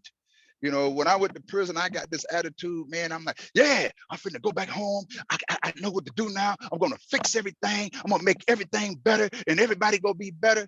But see, the one lesson God didn't teach me while I was over there in that doggone prison is that you can change, but you can't change other people. No matter how much you read that Bible, no matter what book you read, I don't care how much, you know, Think and Grow Rich you read or any other book you read, you're never going to be taught in any one of those books how to change another human being. You cannot do it. They have to be You willing to can't change a change. human being, John. They got to want to change for themselves. Exactly. Let me You tell you know, something, Doc. A lot of stuff that we're going through is because of taught habits. My taught habits. It is what it is. You know, I had to tell my daughter one time, what part of the scripture you don't understand when the Bible says honor your parents? You don't need a degree to figure out that word honor.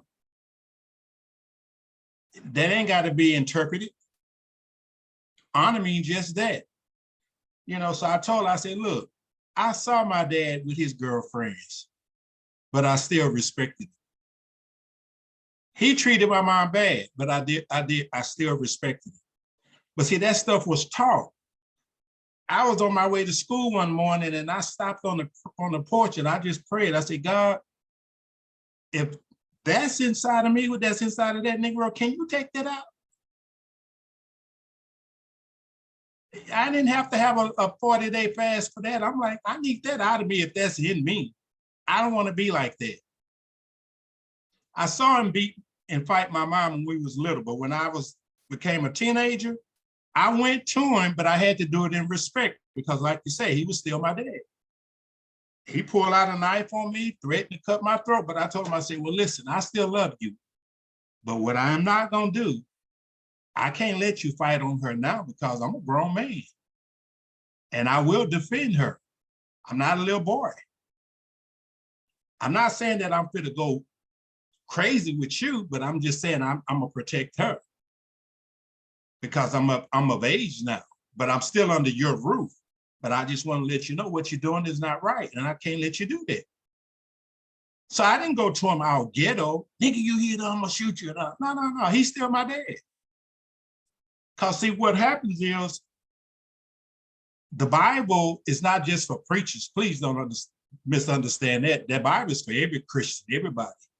Because I found out this here, man, if you just look into it, when you say you want to talk to God, open his Bible. you're talking to him. The problem is we don't want to listen to what he gives us because he's going to give us exactly what we need to do. We don't want to hear. So I just had enough sense to ask him, hey, man, help me out.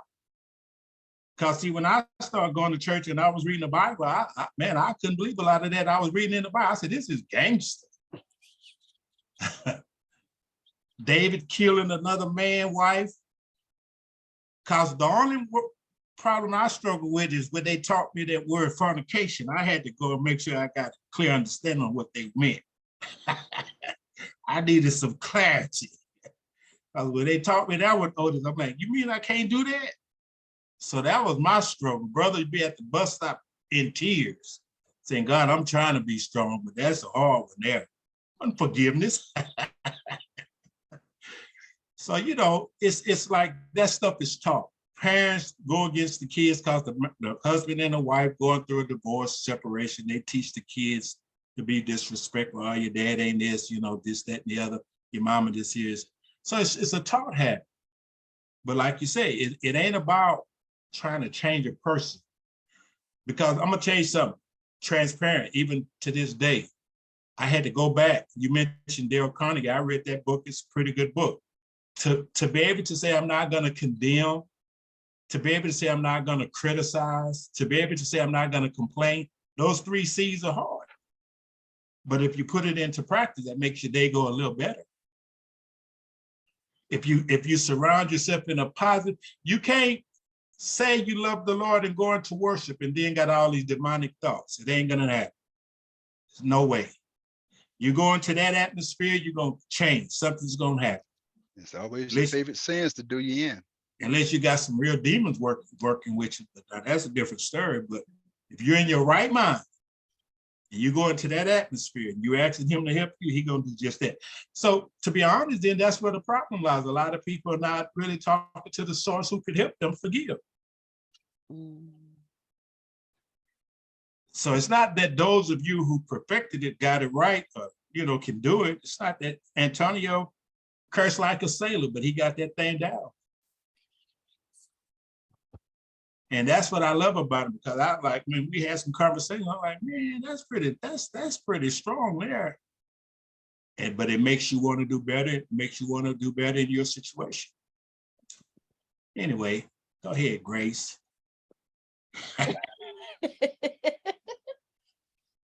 No, I thank you both. I really do. Because Uncle Ken said something earlier. And then Mr. Calloway just said something that leads me to a question that I want to leave with y'all. Uncle Ken said, if I go to God, ask God for forgiveness, I'm forgiven. Mr. Calloway said, the hardest thing we have to do is forgive ourselves. I'm going to tie both of those up, because if God forgets right after God forgives, how can we forgive like God? If God forgets right after God forgives, how can you forgive yourself for staying in that situation too long? How can you forgive the other person who offended you? God already forgave them and forgot.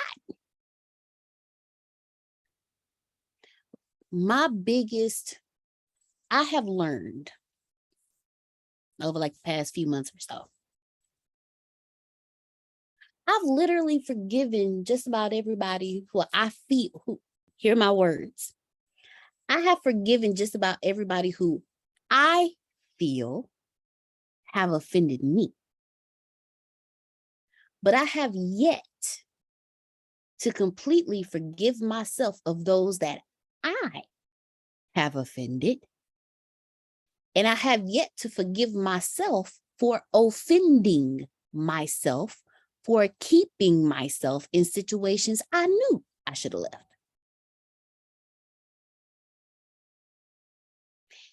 And when I get angry and I lash out, It's not because that person did something.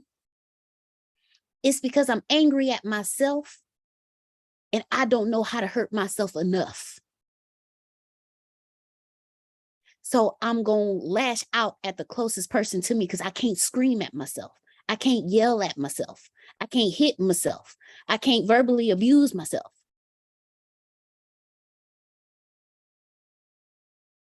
When you forgive, it's not for the other person. It's for you. Because when you forgive, you stop hurting the ones around you.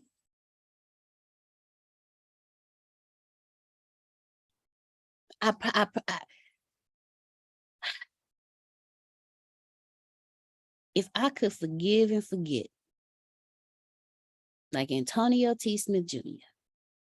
and Uncle Ken and Mr. Calloway, and whether he know it or not, or Uncle Jerome,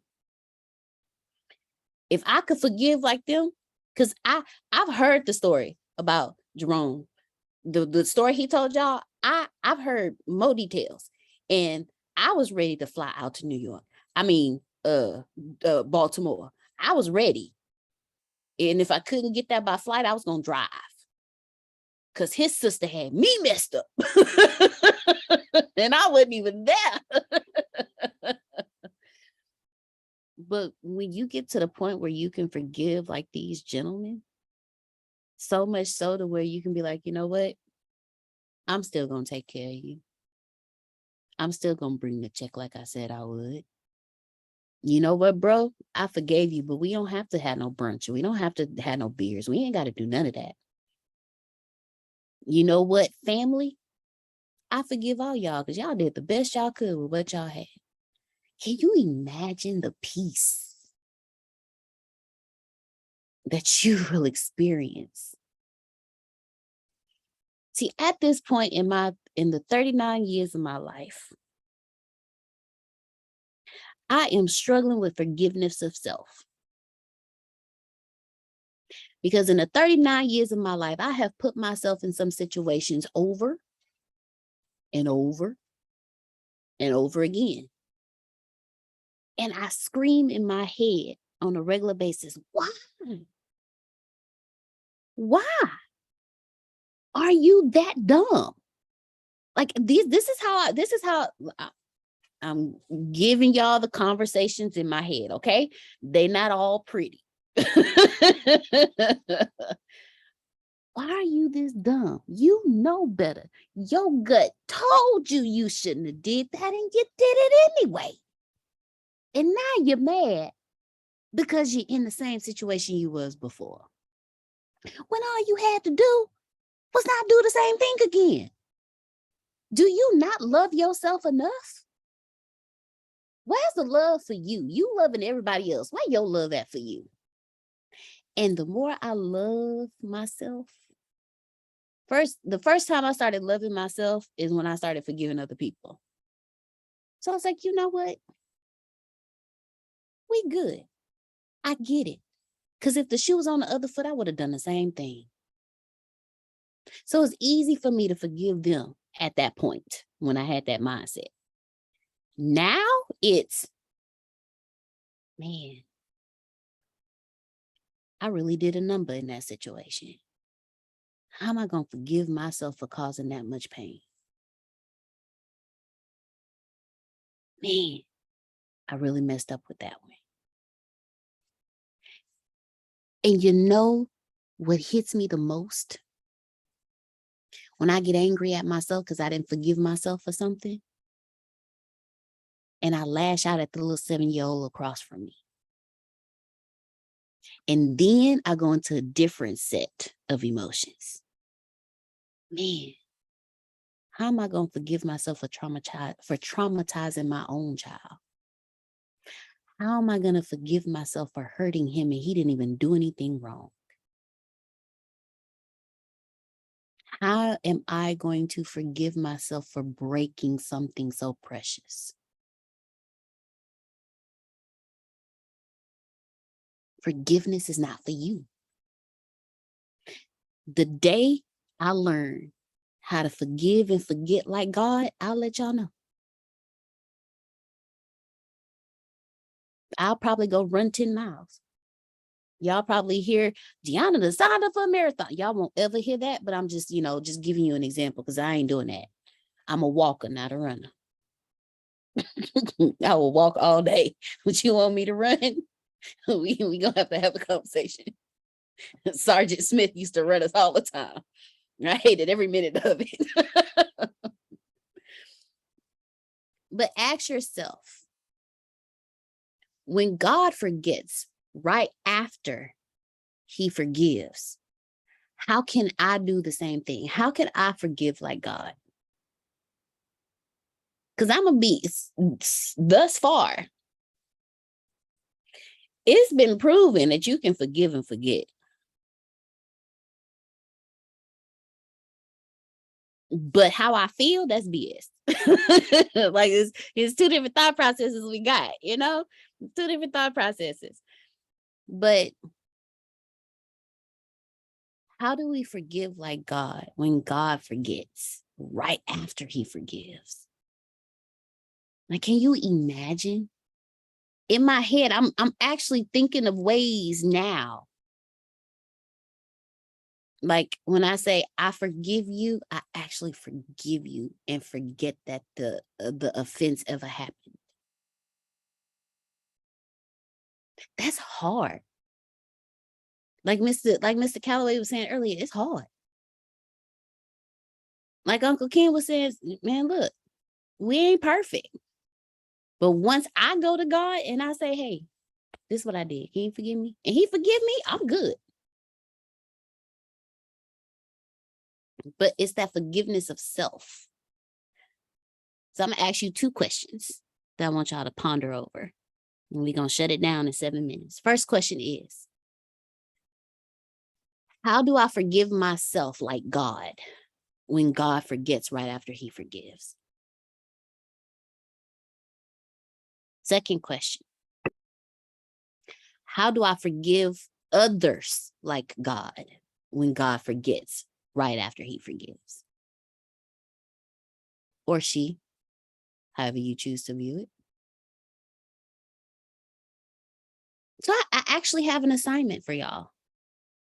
A journaling assignment. Somebody may not like me for saying that, but it's okay. Journaling is wonderful. I have discovered the wonders of journaling. Ask yourself these 2 questions and write out. And make it personal. Think of somebody specific. Like think of somebody specific and then ask yourself, how can I forgive Jaliloquy like God when God forgets right after he forgives? And then as you ask this question, just sit peacefully and it will come to you. You almost made me choke. How can you forgive who? What name was that you used? Jaliloquy. Yeah, Jaliloquy. Jaliloquy. I said, who? She making up names like Antonio. Wait a minute. Jaliloquy. I was about to say, like, man, I think I went to high school with her, but okay.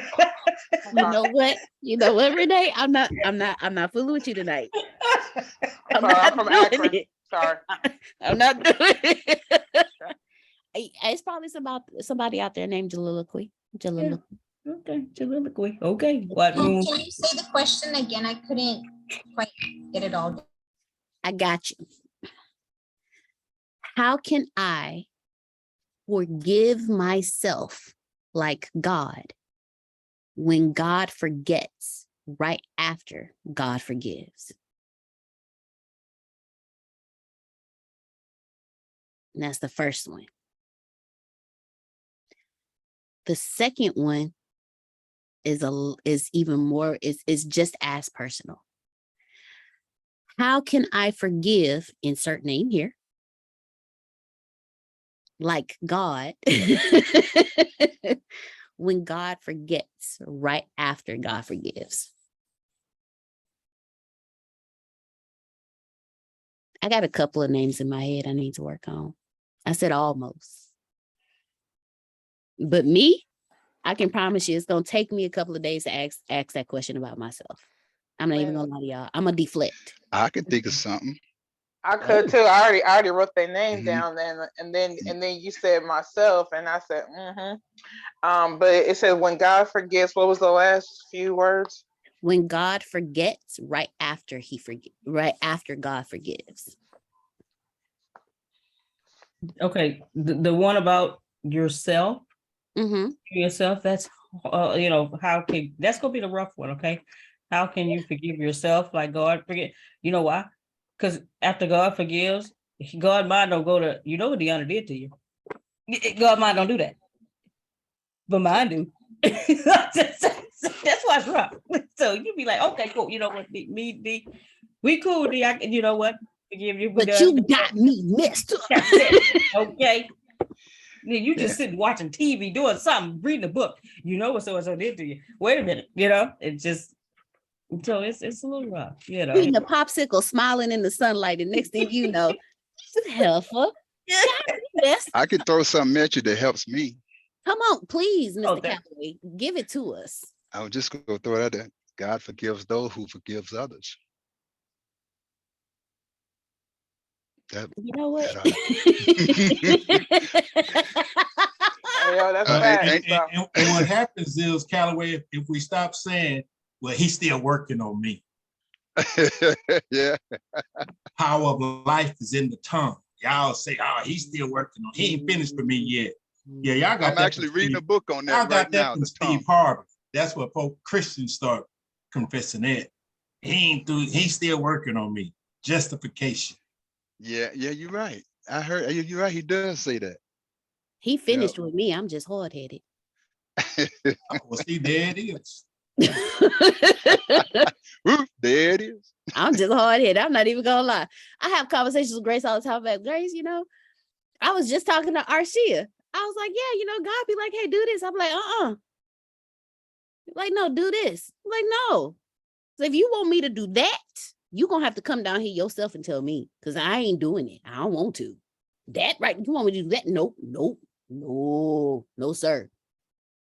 Well, before we got the bracelet of what would Jesus do, I used to tell people all the time in counseling session, guys, I ain't going to sit here and listen to you for 3 hours. I'm gonna make it simple. The whole purpose of this counseling session, husband and wife, little kids, daughter, son, is to point the situation back to the one who can handle it. Mm. That's it.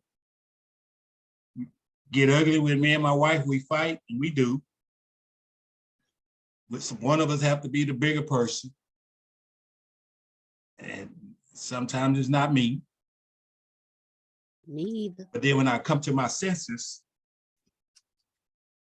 I got to just point it back to Christ. I'm gonna say this and I'm gonna be quiet because I'm gonna go. The brothers who beat their wives and say they preachers and Christians, how could you love your wife as Christ loved the church and you're doing that? Help me understand. You can beat on her. The Bible says, love your wife as Christ loved the church. That's the prescription.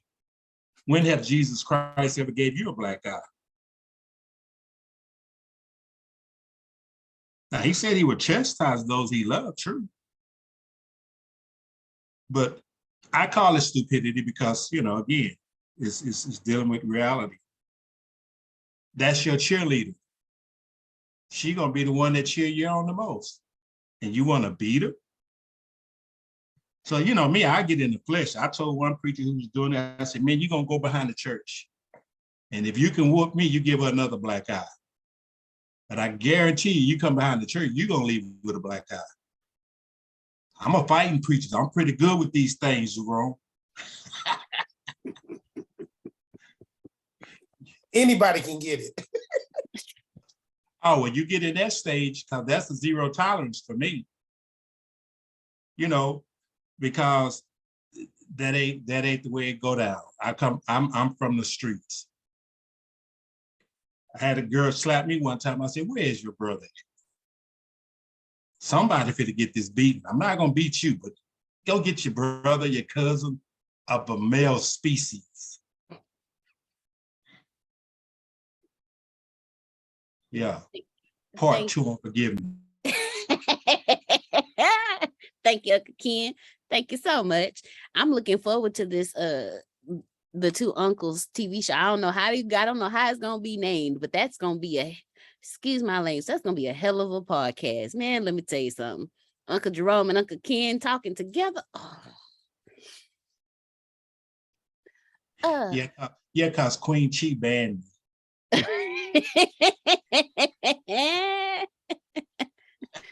Look, speaking of her hand up now, come on, Sunshine Goddess, Miss Queen Chi.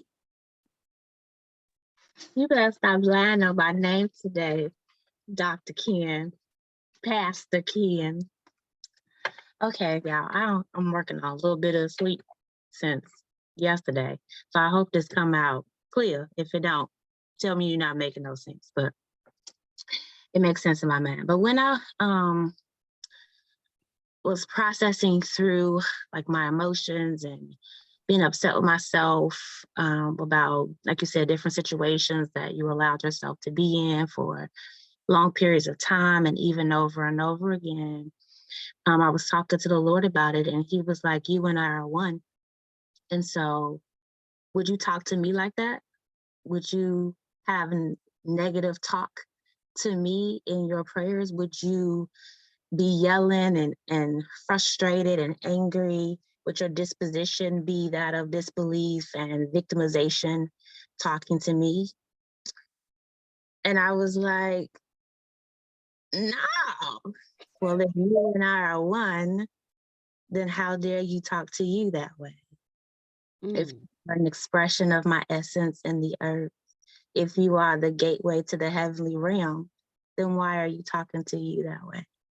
And then the other caveat is we live in a linear, we process things in a linear time, but before the foundations of the world was even formed, we were already forgiven. Forgiveness was already done.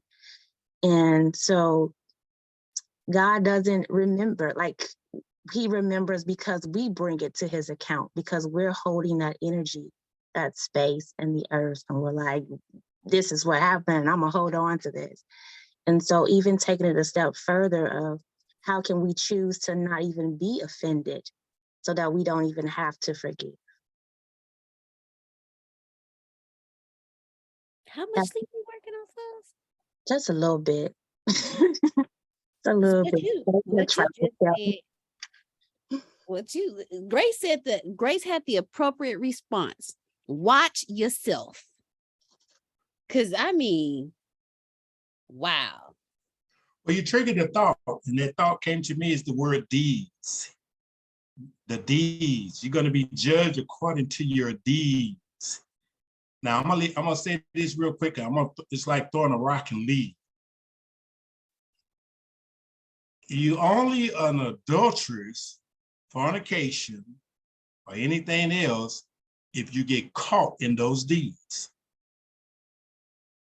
Because if you repent and say, God, I don't want to be a homosexual, I don't want to be a fornicator, I don't want to be adulterous no more, and he forgive you of that sin, then you don't have to wear that label. Because it's only going to apply to you if you get caught in those deeds. So if you're in that deed of unforgiveness, you caught in that situation. Because for him to say, I'll put your sin in the sea of unforgiveness, he have no intentions on going back digging that up. That's why they call it the Dead Sea. The only ones who go pick that up is us. That's why folks try to throw back stuff in your face 20 years from now. You can look at them like you cuckoo for cocoa and say, man, I don't know what you're talking about. I don't even remember doing that. And I probably could be guilty as all outdoors. But if he put it in the sea of unforgiveness, that's why I say, I'm gonna just say this, I call it getting ugly with God. Because I ain't never seen nobody cute at the altar get nothing from God. You got snotty face for a reason. You ugly for a reason, because you're talking to him. And at that moment, in that deed, you're not worrying about who next to you. That's between me and God. And that I don't want nobody to know, I ain't gonna even talk that too loud. I'm gonna whisper that one to him. God, now you know a brother did this, and I'm you know, Dad, I did that. People can only put on you what you put into them or what you confess to them. That's why they'll throw it back up in your face. You know when you did that, well, you can't tell me that because I ain't telling you what I did in 1971. Only me and him know that. Like I said, I don't need no help doing wrong. I can do that by myself. I mastered that. It's in the deeds, Chi-Chi. It's in the deeds, in those deeds. If you got caught in those deeds, that's what you're going to get dealt with. But if those deeds are under the sea of unforgiveness, because he switched it around when he said the church, the saints are going to judge the sinners. Because at that point, when we get to that status and when we're in that place, that's been done in a glorified body. So that's why when you see Big Mama, Big Aunt Chi-Chi, you ain't gonna be able to cry like you do in the physical, because you have a glorified body then. That's all I gotta say, like Forrest Gump. Thank you, Uncle Ken. Thank you, Uncle. And it's crazy because you're right. We go back. We go back. And that's one of the things that I have learned the most in this class, especially about trauma. When it comes to trauma, like Grace said, you be sitting there eating some ice cream, watching TV. You remember when such and such, and then all of a sudden, because trauma don't care. It just barge right on in, kick in the door and walk in like, what's up? But I believe, this is me, I believe once we forgive ourselves, forgiveness will flow. And that conversation that Queen Chi had with God, okay, fine. See, I was telling Arshia, like y'all heard me earlier, if you want me to do it, you got to come down and tell me to do it, because I'm not going to do it. Tell me in an audible voice, Lord, because I don't believe what my head said. To please. And is you gonna call me Tracy or is you gonna call me Trinace? Because I don't know. That's all I'm. God, Father, am I Deanna or Deanna Marie today? Which one? That let me know how to respond. Because if you call me Deanna Marie, I know. Okay. But if you say Deanna, I'll be like, man, look, we have a couple of conversations about this. I'm not too sure about that one. But I have learned. If it's telling you to do something good, you know who's talking to you. I know, but it's the devil ain't gonna tell you to go do the right thing. I know, and that be it, Uncle Ken. That be it. God be like, go do this, and I'll be like, ooh. Oh no, y'all be talking about something. Told me not to do that. Can we identify that song? Can we call him by name? Y'all sang that song. He know me by name. Okay, well you don't know his name. My sheep know my voice. It's look. Whatever, man. Look, let me tell you. I have learned when God is because he know this child. He know this child. I know when he putting somebody in front of me. I told Antonio's dad, I was like, the same thing I just told y'all. And I say, you know what? That's why he sent me you. Queen Chi, that conversation. God cold-blooded with it. He know your thoughts. And sometimes before you even pray for it, he'll give it to you because he heard your thought. Queen Chi, know your thought. That's what he just did. What Uncle Ken just said, that's what he just did. Because God know my thoughts. And so he know I'm hard-headed. So he sent you to tell me something that's been told to me on a whole lot of times. And so he was telling me, look, if we are one, why the hell are you talking to me like that? Because every time you talk to yourself like that, you talking to me. Stop doing that. Okay, God. I'm listening. Go ahead, Queen Chi. You're going to close us out. The other part of that is, like you said, how you be holding on to emotions or whatever. And I'm a visual person, right? So the Lord gave me this image. Everybody is familiar with the movie or the TV show Star Trek, right? And whenever they get into a fight, it'd be like, shields up, but these shields be trash, right? Like, I promise you, from hit number 1 to the final hit, they got damage to the ship, right? And so he was like, I'm studying energetic healing, and I'm learning like the science of it and all these different things. And so we have an energy field around us, right? And when we, naturally we're made to have emotions. Emotions are not negative or positive. It's just how we interpret them into our perspective and our reality. And a lot of times we'll, instead of just allowing ourselves to feel the emotion, process it, and release it, we have all of these different emotions that are negatively trapped in our energy field. And so they have a different frequency than we do, right? So our frequency is supposed to be one of wholeness, one of abundance, one of love.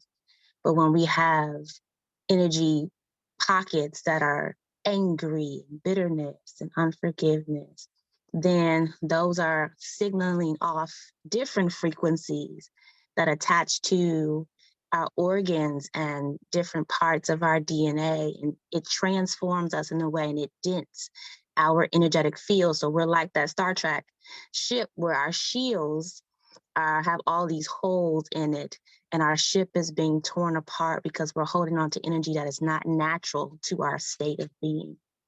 And so really releasing, learning to understand that you're supposed to touch energy, emotions is energy, is all energy.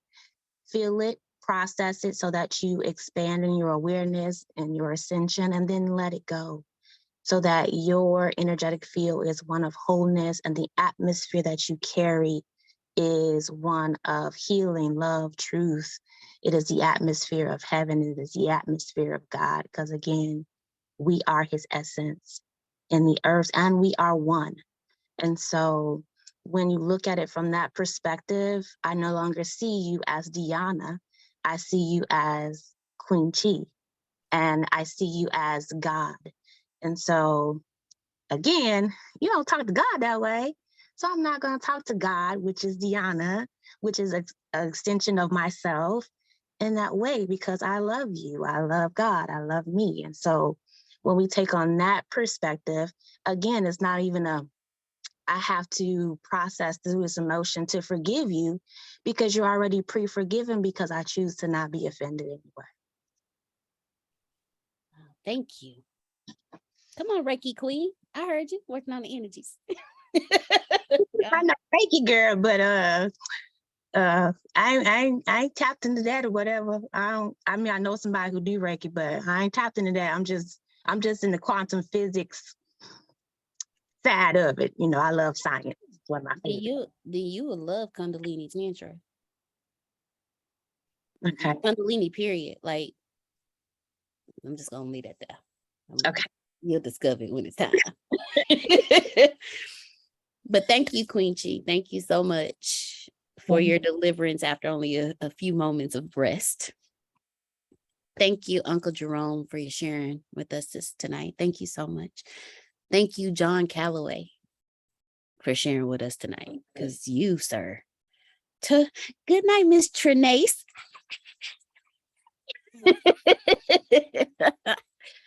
Thank you, Arshia, for sharing with us tonight. Thank you, Uncle Ken, for sharing with us tonight. Thank you, Damali, for being with us on this evening. Thank you for Renee for letting me know that I'm not the only person who like to eat my feelings, and I'm growing from that. Thank you very much. Thank you for joining us from work, Miss Tawala. Thank you so much. Uncle Jamal, thank you for joining us. I don't know why it's like Jamal. I promise y'all, I don't know. He got a good energy. Aunt Frida, Glad to be here. We're glad to have you here. Aunt Frida, thank you so much. Sending you love and hugs. Antonio has made it home with his mom. They discharged her. So I will be keeping all of you updated. I love you all. Thank you all so much for being here. Thank you all so much for your time. Y'all have an amazing night. We'll see I'm you. feeling Susan Yeah. okay. Oh, thank you. Yes, they are with their daughter in Alabama. They're not even in the state, so they are safe. I actually talked to both of them right before the call. Hold on, let me.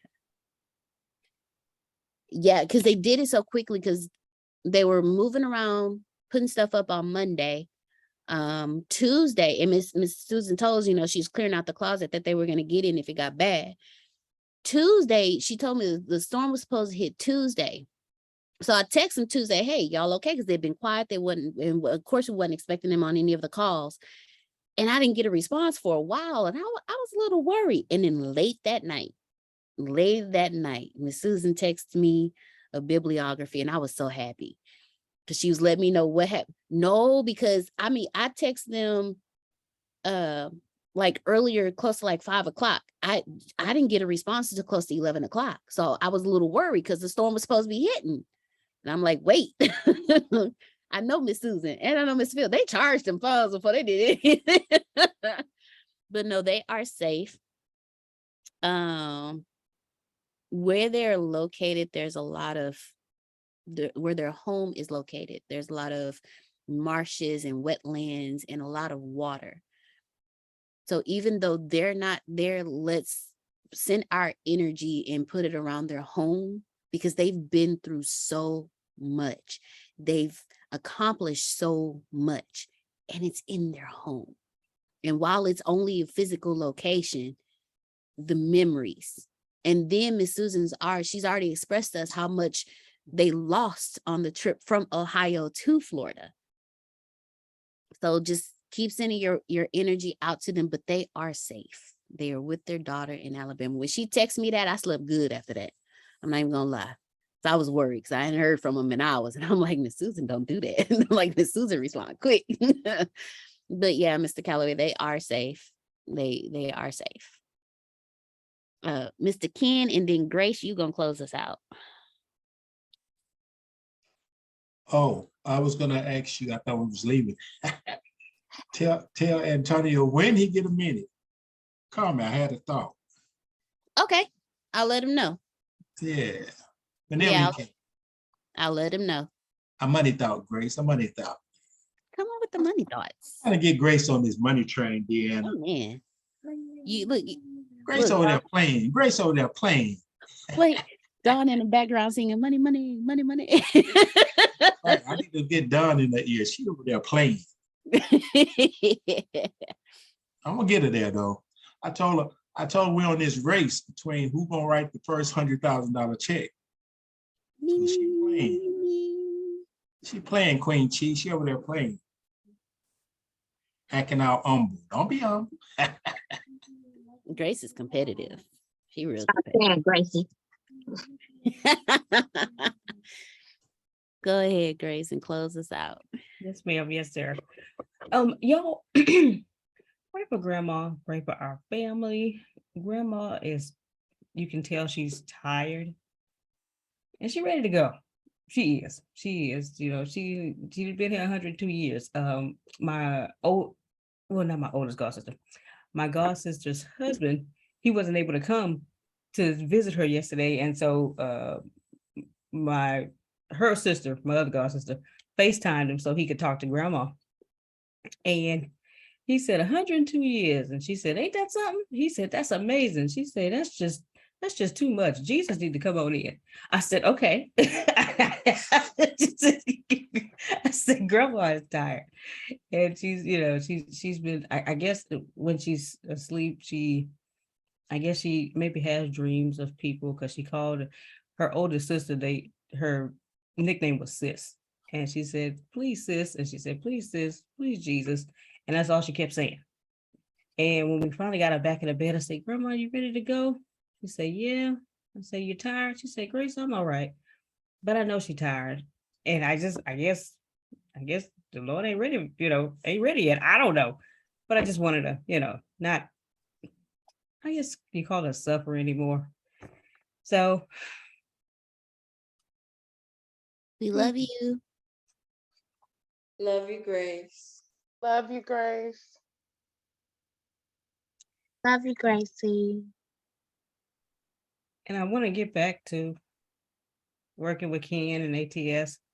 I just don't know how to do it and be the primary caregiver at the same time. Oh, Gracie, I'm messing with you. I know I you know. take I grandma. know. But And you know, Antonio, You know Antonio, I'm messing with you. you know he ain't oh tripping. yeah, I'm trying to keep you smart. I really do want to get this money though too, for real, at the same time. But I don't know how. I just don't know how to, because the grandma needs so much. But I'm not the only one here. It's just that I feel like I need to be here. Oh, of course. Yeah. But everybody know you're in that vibe. You're in that vein. Nothing but love for you. Yeah. Think of it this way, Gracie. Grandma say she ready. Maybe she ready because she wanna go put in a good word for you, and tell the angels, hey, look, go ahead and just sprinkle her bank account just a little bit. Just don't sprinkle it. Just sprinkle it. Because she gonna have a direct connect at that point. She gonna be like, take care. 2 years, yeah. You know what? I'm gonna tell you what she gonna do. And y'all, I do this to Grace all the time because I was trying to make her laugh. She gonna answer the call when she ready, when she is ready. Yeah. But she gonna have a few words first. Cause she gonna give some orders. She gonna say, look, God, you see that one right there? That one right there. That Grace Yvonne Williams Sandals. I'm gonna need you to do some stuff first, okay? I'm gonna need you to do this and do that. And do this and do that. And then we good. She gonna give some orders first, Grace. You gonna have angels for days. Hey, Deanna. Yes, sir. This is for Grace. Go ahead, I'm wrong. And your primary caregiver, so am I. And when my mother was bedridden, I tried to get over there and work it out so that I could spend time at the house with her. And unfortunately, that wonderful person I was talking about earlier told a lie to my older sister that I was going to bring my wife with me and leave her there and then go off and do my business. And my older sister was taking care of my mother, her grandson with special needs, and I'm going to leave my wife there. And that's not what I said. I said, all I need is an internet connection and I'll be here with her. But at least I can spend time and give you guys a break. But she lied on me. And so my older sister say no. And I'm looking at her strange like, what you mean no? And I'm saying, Jerome, let it go, let it go. And I said, okay, no problem. But I didn't find out until after my mother died that my younger sister lied to the older one that I was gonna leave her there. But the point of the story to you, Grace, is this. I would come and visit my mother, and she was up on the second floor, had a chair, one of those stair chairs, but she couldn't get out the bed. I would go visit with her, and she'd be asleep sometimes. I say, Mama. She wouldn't say anything. I say, Mama. She wouldn't say anything. I would go over and kiss her, come back downstairs. My sister said, that was a short visit. I said, she was asleep. She said, why don't you just wake up? Why don't you just wake up? I said, no, I'm not going to do that. And for the last 2 years, that's how I visited her. When she was awoke, me and her she had me rolling, funny as hell, okay? But when she was asleep, I let her have her sleep. After my mother died, my sister was running around talking about, he would come here and wouldn't even go spend time with his mother. I ain't say nothing. I said, because see, she didn't know the connection that me and my mother had. And the day my mother passed, I got the phone call, I come over. The house is full of people.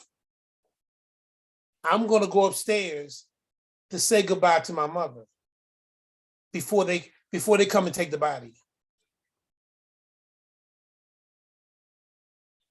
I go up the steps and I look in her room, and There was about 8 people surrounding her bed. Her best friend, who treated me like I was her son in church, was there with her. And her best friend was witnessing to those around the bed. But I came up there to say goodbye to my mother. And when I saw what her best friend was doing, I turned around, never walked into the room, and went back downstairs and sat down. Then when I saw her best friend, I never said goodbye to my mother. Because before I could get back upstairs, they came and got the body. When I saw her best friend, I said, I came up there to say goodbye to your girlfriend, but I saw you about your father's business. And I went on back downstairs. How you been? She said, fine. Because her and my mother, they were like this. So Grace, nobody there can do it like you do it. So God got you where you need to be. And also, I believe when the time comes for her to say goodbye, out of all those family members, you're the one that's going to be the best out of all of them because of what you're doing right now. And it's from the heart. So that's what meant the most to me when she passed, because everything I was doing and I did while she was alive was from the heart. I had no sorrow about her leaving. I miss her. I miss her dearly. Spoke at the funeral, all that. But you know what I told them Negroes, as Kim would say, when I spoke, I said, those of y'all here who miss her, because she raised everybody, any kids' name, I said, if you want to see her again, then you need to get to know the Jesus that she knew and have a personal relationship, and then you can speak with her forever. Other than that, I can't do nothing for you. I said that in the church. Ken, I know you'd be proud of me. I just want to share that with you, Grace, before we went. Man, listen, they used to call my dad Bull. Bull was a mean guy, right? But when he went to the nursing home, I walk in, he would cry every time I walk in. And he got baptized in that latter stage, and he was a little different. He was a baby in a baby form. So my sister called me. I was a little ways away from when she called me and said he's transitioned. You know what I told her, Grace? I said, no, he's not going to die yet because I hadn't made it there. Pops didn't die until I got there. And then when I preached his eulogy, I told him, I said, I entitled it In the Latter Stage. I said, Bull got it together in the latter stage. Did a lot of wrong, but he got it together in the latter stage. Just like the thief on the cross. He said, Lord, now I know you don't deserve to be up here, but just remember me. Now, not all of us can get that experience, but like I told him, and I told my mama, I said, your husband got it together in the latter stage. Because my brother used to tell me that, my oldest brother, he said, man, I'm gonna go to church when I become an old man. I said, you might not live to be an old man. So you better get it together now, because we don't know. It's like this here. We don't know who talking to God. They can be on their deathbed and repenting without saying a word to us. That's why we can't judge folks. You don't know what they said in their last breath. But I do know one thing. He said, if you believe in me, you shall be born again. All this other church stuff we got going on, that's what it's all about. A belief. I believe in God. I believe in the Son of God. And that's it. Speaking in tongues, great, got the Holy Spirit. But he said, if you believe. All right, I'm going on now. I don't mess with a lot of folks today. We're gone. Bye, Queen Chief. Thank y'all. Again. Brent, what she do? I said she left me out. Queen Chief. I ain't seen her since last year. Okay. I'm gonna talk around there soon. I gotta see Grandma. Thank y'all. Yeah, there you go. Go and close us out, Grace. Go and close us out. Well, thank y'all. Words on you.